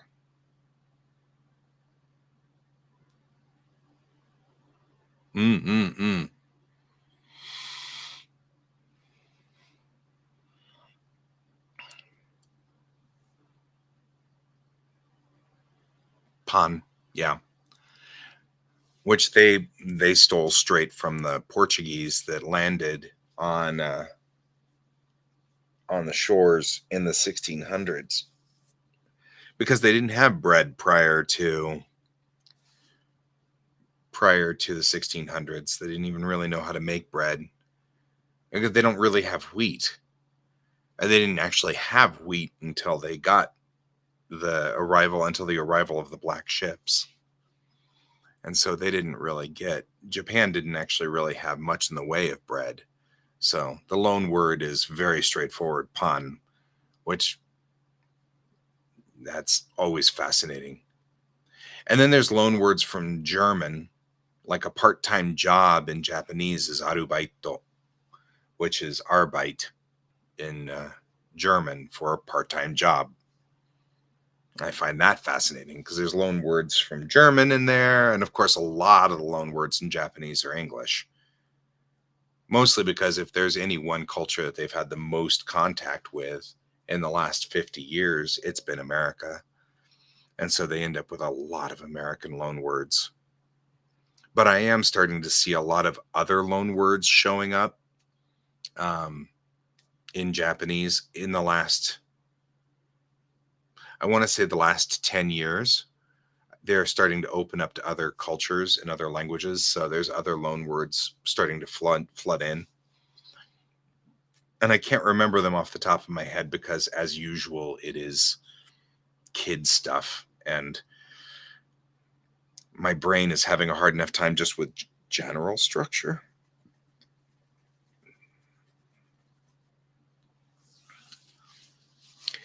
Do you have a lot of Chinese words? I mean, you border both countries, and I think I've asked you this before. Because I know you have a cultural difference between Inner Mongolian and Outer Mongolia. Like there's two different cultures in that group. But do you have loan words from China? Because that probably speaks more to your history as a nation than it does to your language. Just my thought process.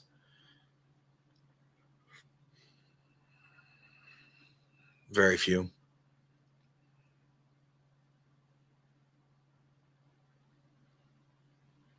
That, like I said, that probably speaks more to your history. Who has had the majority of the either sphere of influence?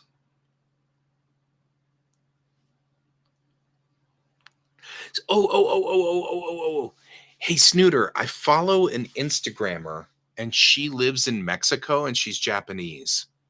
And all of her Japanese stuff is I don't understand what she says when she speaks Spanish, but when she speaks Japanese, I understand her. And it's wild. Let me see if I can't find her because her name's, I want to say it's Oscar Decimos. Let me see.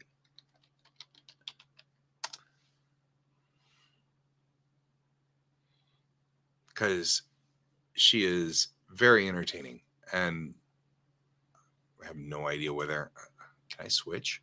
How do I switch? Dang it.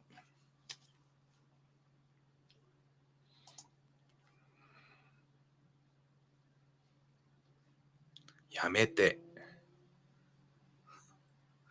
Porque me... Yame.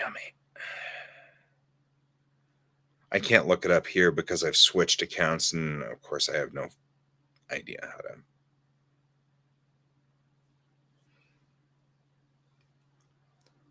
fix that problem.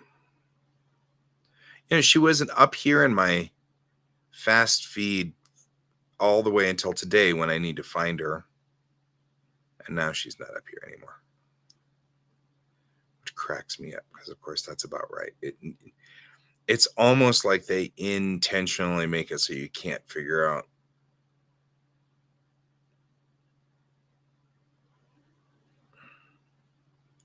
Man, they're really making this difficult, aren't they? And she was posting quite a bit earlier. Let's see if I can just find her.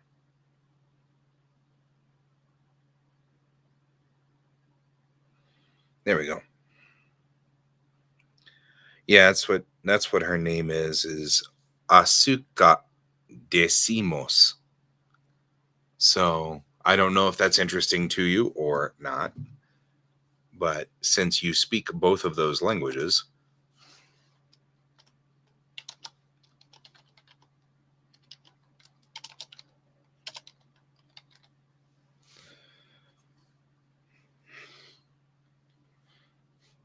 I just like her. She's fun. She cracks me up. She is super high energy, and I love super high energy. Oh, oh. See, I kind of dig the idea of calling yourself a llama. I'm just saying, I would totally. I'm a llama. I just spit at people a lot. Anyway,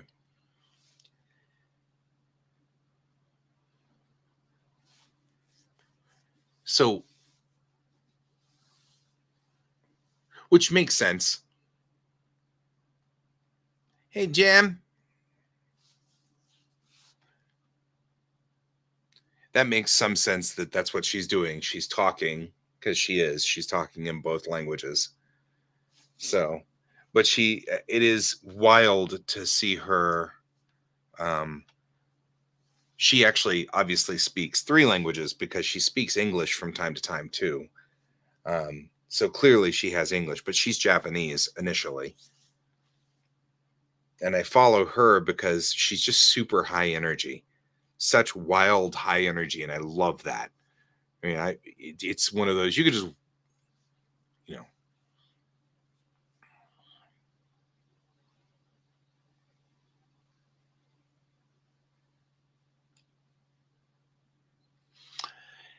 I'm just saying, Jan, I am all about a carriage pulled by two magical llamas.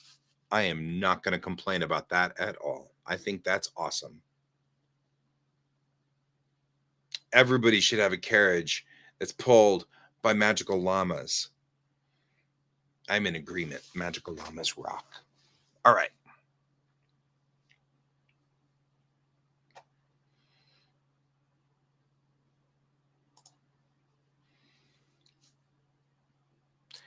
Anyway, we were talking about how the Microsoft IME makes me mad.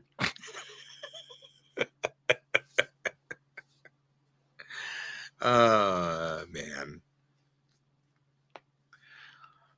Microsoft IME needs to die in a fire. I'm so over Microsoft IME.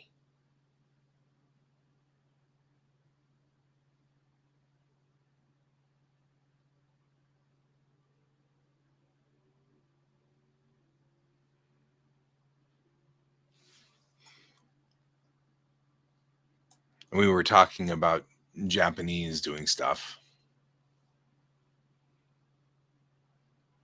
Redneck? Really? Well, I guess so. Yeah. I don't know. There are days where it's just a sad day. It's been a hard day or it's difficult. You know what I mean?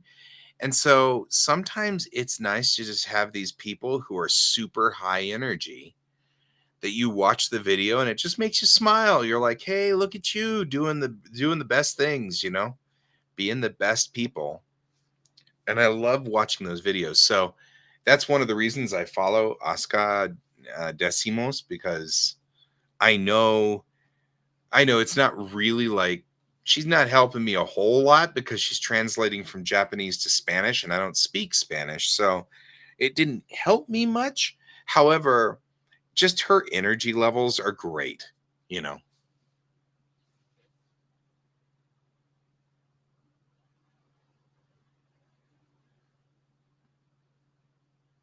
right?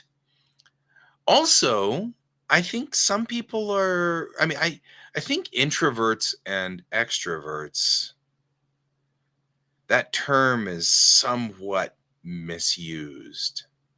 Because I know a lot of introverts that are just balls of energy and they're just so happy, but only around the three people that they, you know what I mean? Like these three people. I'm an extrovert.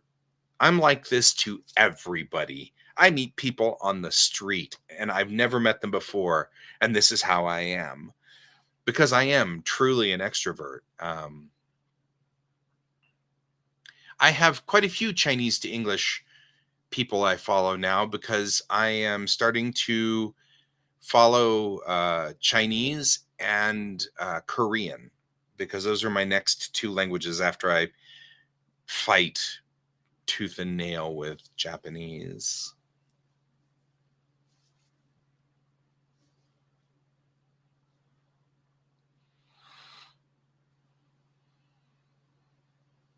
Oh, yeah, yeah, yeah. Conjugation is difficult.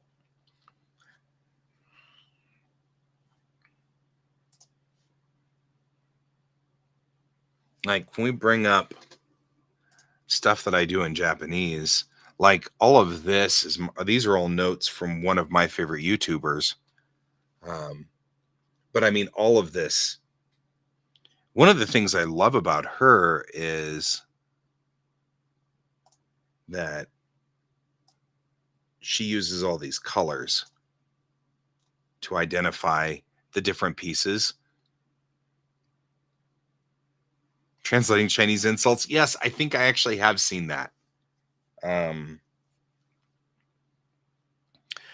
so in this instance, she is writing all of these characters, and up here she is writing the translations um of the kanji, the ideographic characters.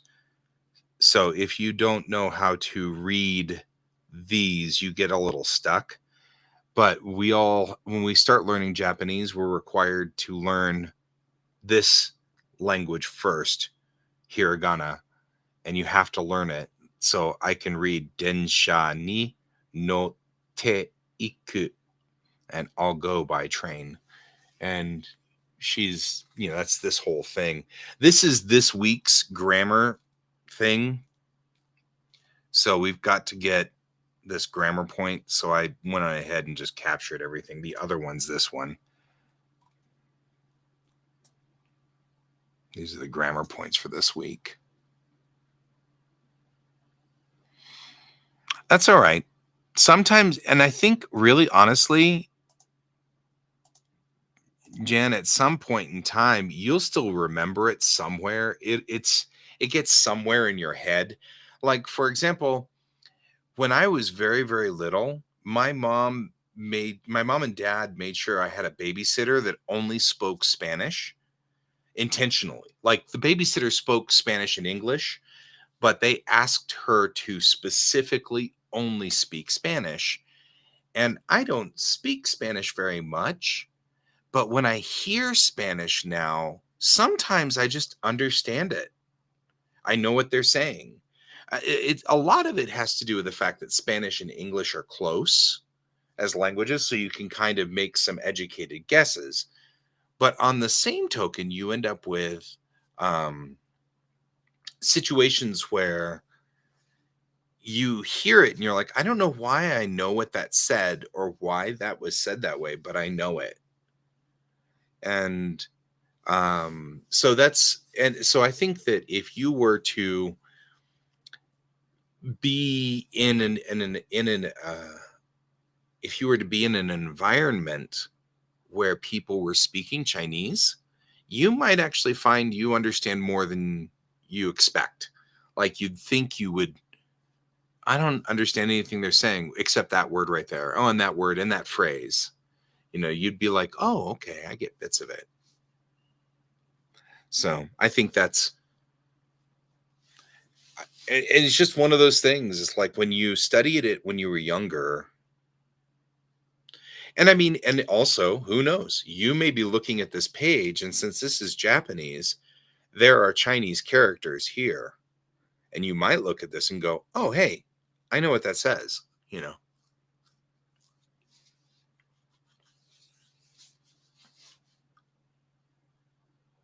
Yeah.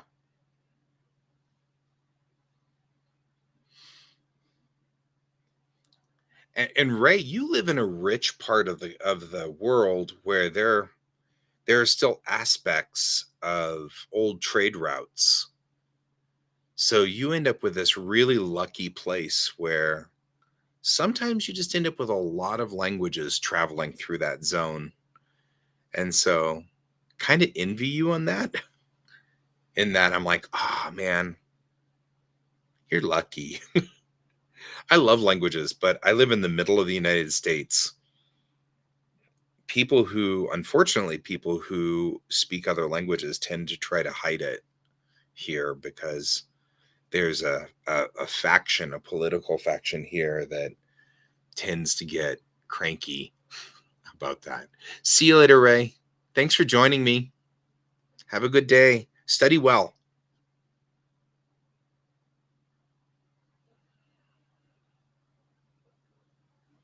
Oh,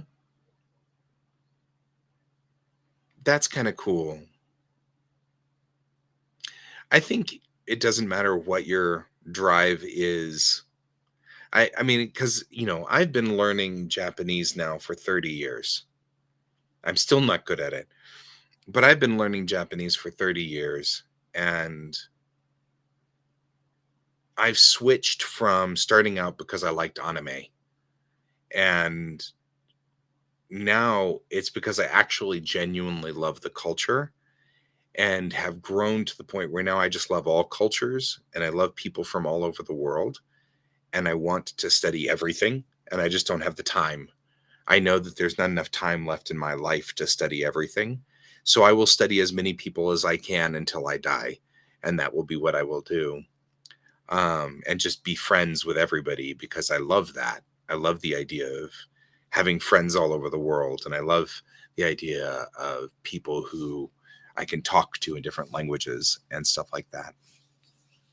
And so, but I meet people today who are into Japanese because they want to watch anime.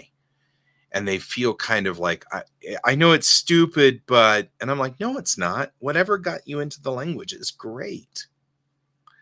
I meet people who want to learn English because they just want to watch TV shows. And I love that. And I'm like, that's great. There's nothing wrong with that. I meet people who I have to learn English because I want to get a job in business or something like that. Oh, okay. That's also good. There's nothing wrong with that either. But yeah. Lan Chao.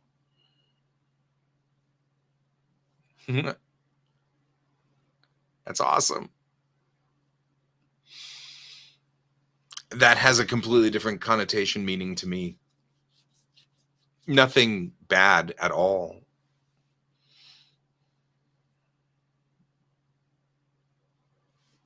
Oh, that's awesome. What was it? I had this.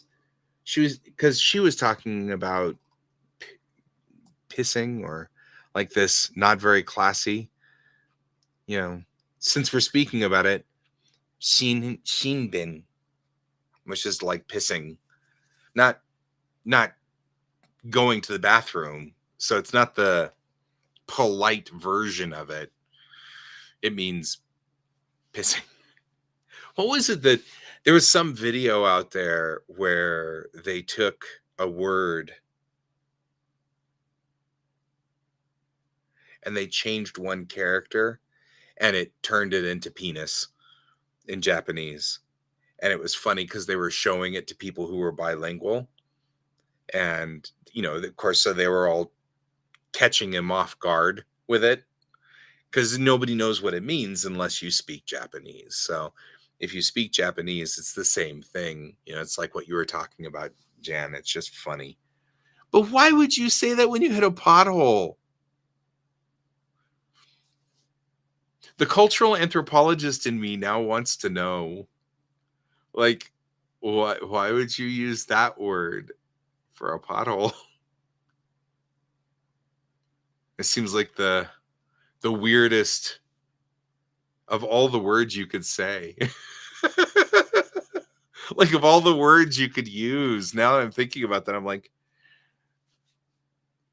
structurally, and I mean, even if you're going to use a vulgar part of the human anatomy, It doesn't match, you know? I'm just saying. Anyway,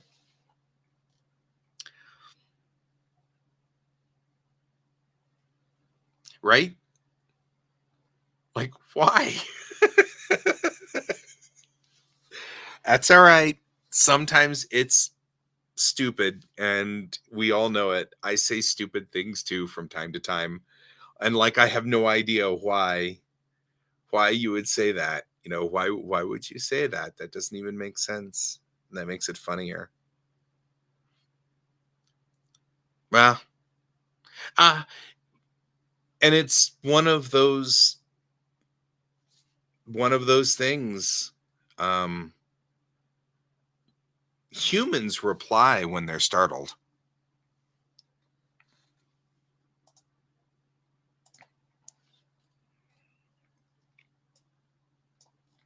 So,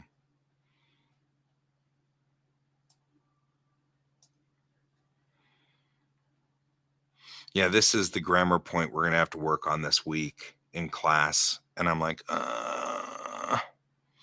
today I'm going to eat with my friend, then come back, so I don't need dinner. And this is a cultural point because the Japanese don't generally say go without come back. Because if you say go without coming back, it implies you're never coming back. You know what I mean? Like, so you kind of culturally have to say, yeah, I'm gonna go to my friend's house. I'll be back. You know, you have to say that. Otherwise, people are like, please come back. We like you. So it's cultural, which makes for an interesting structure.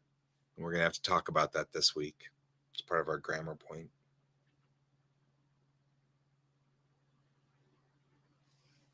Tabete kuru kara. Yeah. 今日は友達と食べてくるから晩ご飯いらない。Right?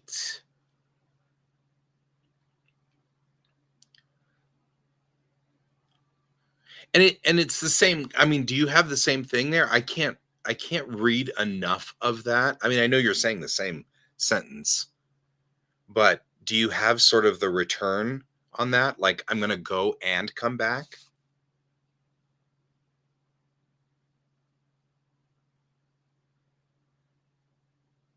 Does that have that sort of that loop, or is it just go? Because in English, we don't return. You don't have to return. I'm going to my friend's house. You know what I mean? Like, I'm going to my friend's house, so I don't need dinner. You don't need to say, I'm going to my friend's house, but I'll be back. Right? We don't say that. So culturally, we don't have to. Yeah.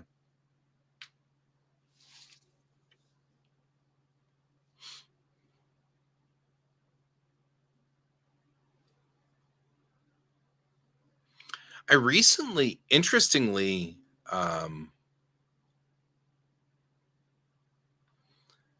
speaking of Tourette's, there's a YouTuber that I follow that has Tourette's, and she does have the vulgar version. Um, and it's fascinating. And she's really cool. And I really like watching her videos because Tourette's is considered part of neurodivergence. So it is in the same universe with ADD, ADHD, autism. We're all in that same bucket. And it's the same parts of the brain that are affected, which makes a lot of sense. We just don't have the tics on the ADD side. The ADHD, ADD side doesn't have the tics or any of that, but we do have impulse control, and we have aphasia, and we have problems with saying things that we probably shouldn't have said. Um, it's interesting how much trouble I get in with people when I'm not on my ADD medications. I don't mean to, I just say things or speak out of turn, or, you know what I mean? Like, there are a number. Um,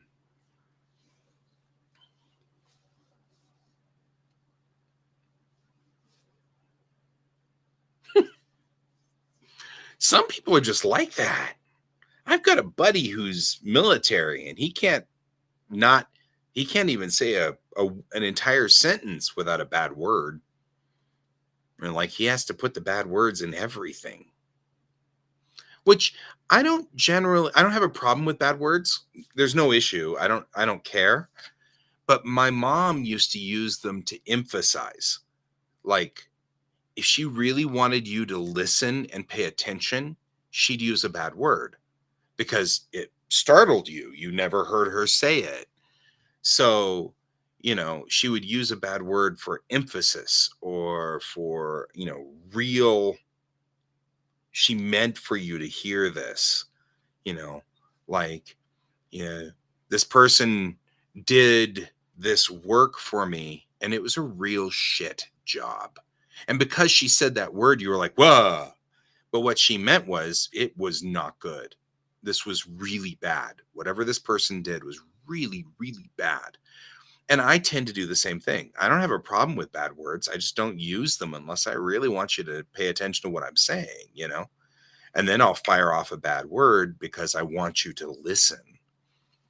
Um, but I don't have a problem with people who do curse. It's nothing wrong with that. I'm not religious, so none of it matters to me. It's all silly. But I'm also fascinated by the culture of it because, of course, we all choose to say bad words. And then you end up with, like we were just talking about, Snooter and I are talking about, where we're talking about people with Tourette's who they say these things in the middle of a sentence. And it is clear that that was not voluntary. Like they didn't mean to say that. They just suddenly did. It just came out, which is one of the things that I feel like I understand a lot. Like ADD, ADHD, we have those similar things where we speak before our brain says, oh, that's a bad idea. you know, Number of times I've said something and then my brain's like, that's not going to land well. You know that, right? Oh, dang it. The words are already gone. There's nothing I can do. It left the station. And I never really thought of that until I saw this.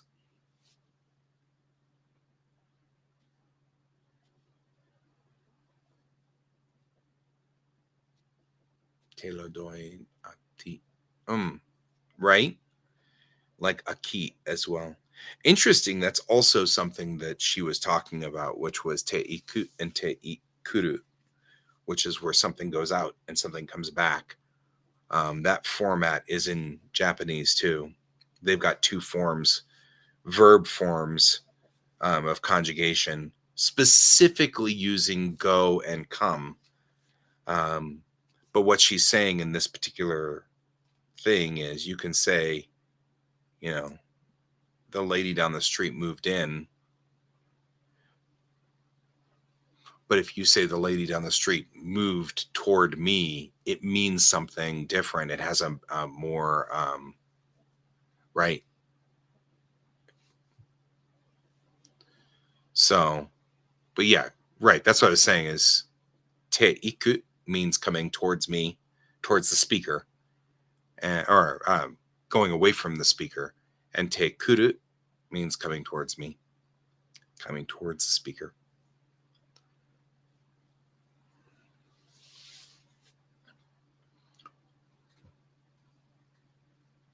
It is interesting that you is both te and ti. I find that interesting.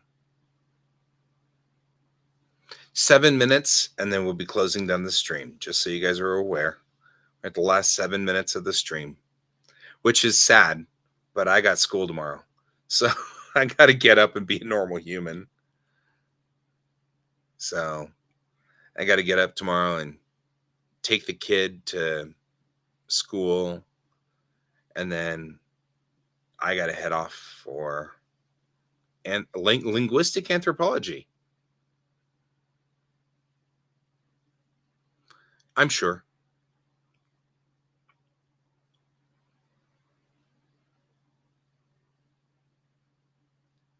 Yeah, somewhere along the line, I'll start learning Spanish. I'm sure. It's just that it's not in my field of research right now. I'm very attracted to Southeast Asia. That and I think people have a calling to a part of the world sometimes. Sometimes it's your own part of the world, like you're called to this part of the world. But sometimes some of us are just have wanderlust, right? And we just can't we're not attracted to our part of the world. We're attracted to some other part of the world. And for me, it's Southeast Asia. It started with anime. Like I was interested in anime and that was cool. But then as it grew, I'm now interested in China and I'm interested in Korea and Vietnam and all of those countries in that section of Laos and all of those countries in that area now. Just all of them coming from that same proto-Chinese culture. And that's what I was saying to Ray, even heading up into Mongolia, even though Mongolia tends to be more mergy with Russia, it still has that proto Chinese influence. And all of those countries are proto Chinese. They're all from a very early version of China that's not the current China by any stretch of the imagination, just a very early version of that. And for some reason, all of those cultures really interest me. That history, those cultures, ancient history goes back thousands of years, 10,000 years of history. And Tagalog too. Just saying. Interested in your part of the world too, Jan. Might be in your neighborhood someday. We'll have coffee. Come visit with you. You and I can have coffee. We'll talk about. I'll, I'll make you explain all kinds of stuff about your language, though. You know how that goes. We will sit there. We'll be sipping coffee, and I'll be like, "But explain this verb. Explain the way this verb works. Why did they just say this? I need to know." Because of course that's always the thing. So I will always be interested in people and stuff. But yeah, someday I'll be in your neighborhood. All of that area is fascinating to me. Down into even into the there's like a line where it starts to cross into more like the southern islands culture, which is more of that the cultures that are more island culture like Hawaii and that kind of stuff. And though that is interesting to me, it doesn't seem to hit that same chime in my head. You know what I mean? It doesn't seem to hit that same note. I'm still fascinated and I want to know. Um, and I want to learn, but there gets to a point where it's like, this is cool. And, but it's like you're called to a part of the world. And I'm definitely called to specifically Southeast Asia. I am not called to the bugs. I'm just saying, the bugs and me, we don't get along. That's the only problem with Southeast Asia is so many really big bugs. And the bugs and I don't get along. I'm just saying, no, no, no, no, no. It's worse when you get to Australia, though. The things in Australia are terrifying. Like, I don't know what's going on in Australia, but those spiders and the bugs and you know, it's one of the reasons why I'm probably not going to visit Australia very often, even though I have buddies there.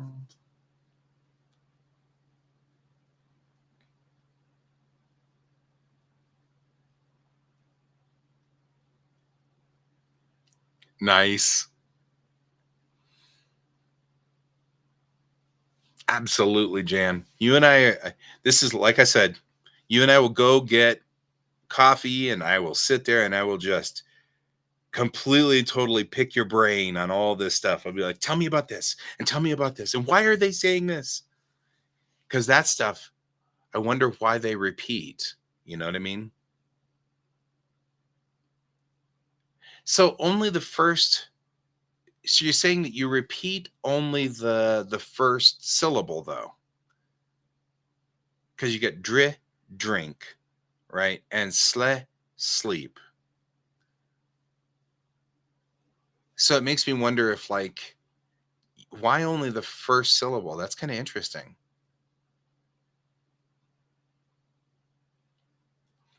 So my class tomorrow morning is linguistic anthropology. So it's talking about language, but it's not talking about languages like Tagalog, Spanish, Japanese. It's talking about how humans communicate via noises from our mouth.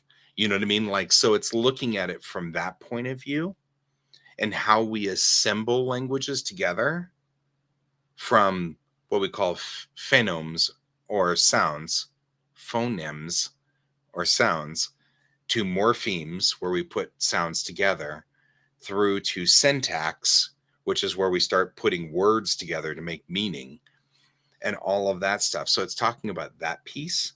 And so whenever I've been learning all of this, and now I'm like, I wonder why specifically in your language they've taken and done this morphology of taking the word and duplicating the first syllable. Oh, oh man, that is so you've got loan words from another language. However, they're following the syntax structure of the current language. Oh, that's neat. That's so cool. That's really cool. Ah, you've made my day, Jan. You've totally made my day. I'm like, oh, this is so neat. I'm gonna have to tell my professor about that because that's gonna be something she'll be so into it. My professor is so interested in interesting pieces of language like this, so she would be so into this. So I'll make sure I tell her that.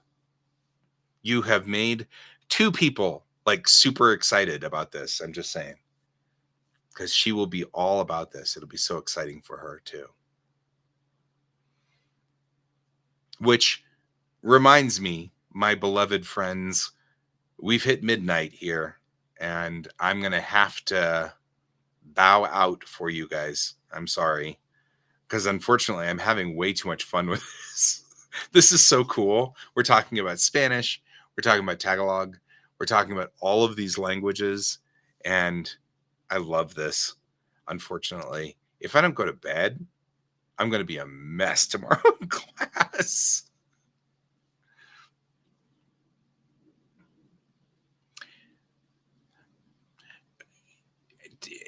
And good night to you as well, or good day, as the case may be. Which we never say in English. Good day is always one of those. I guess it's good afternoon almost for you.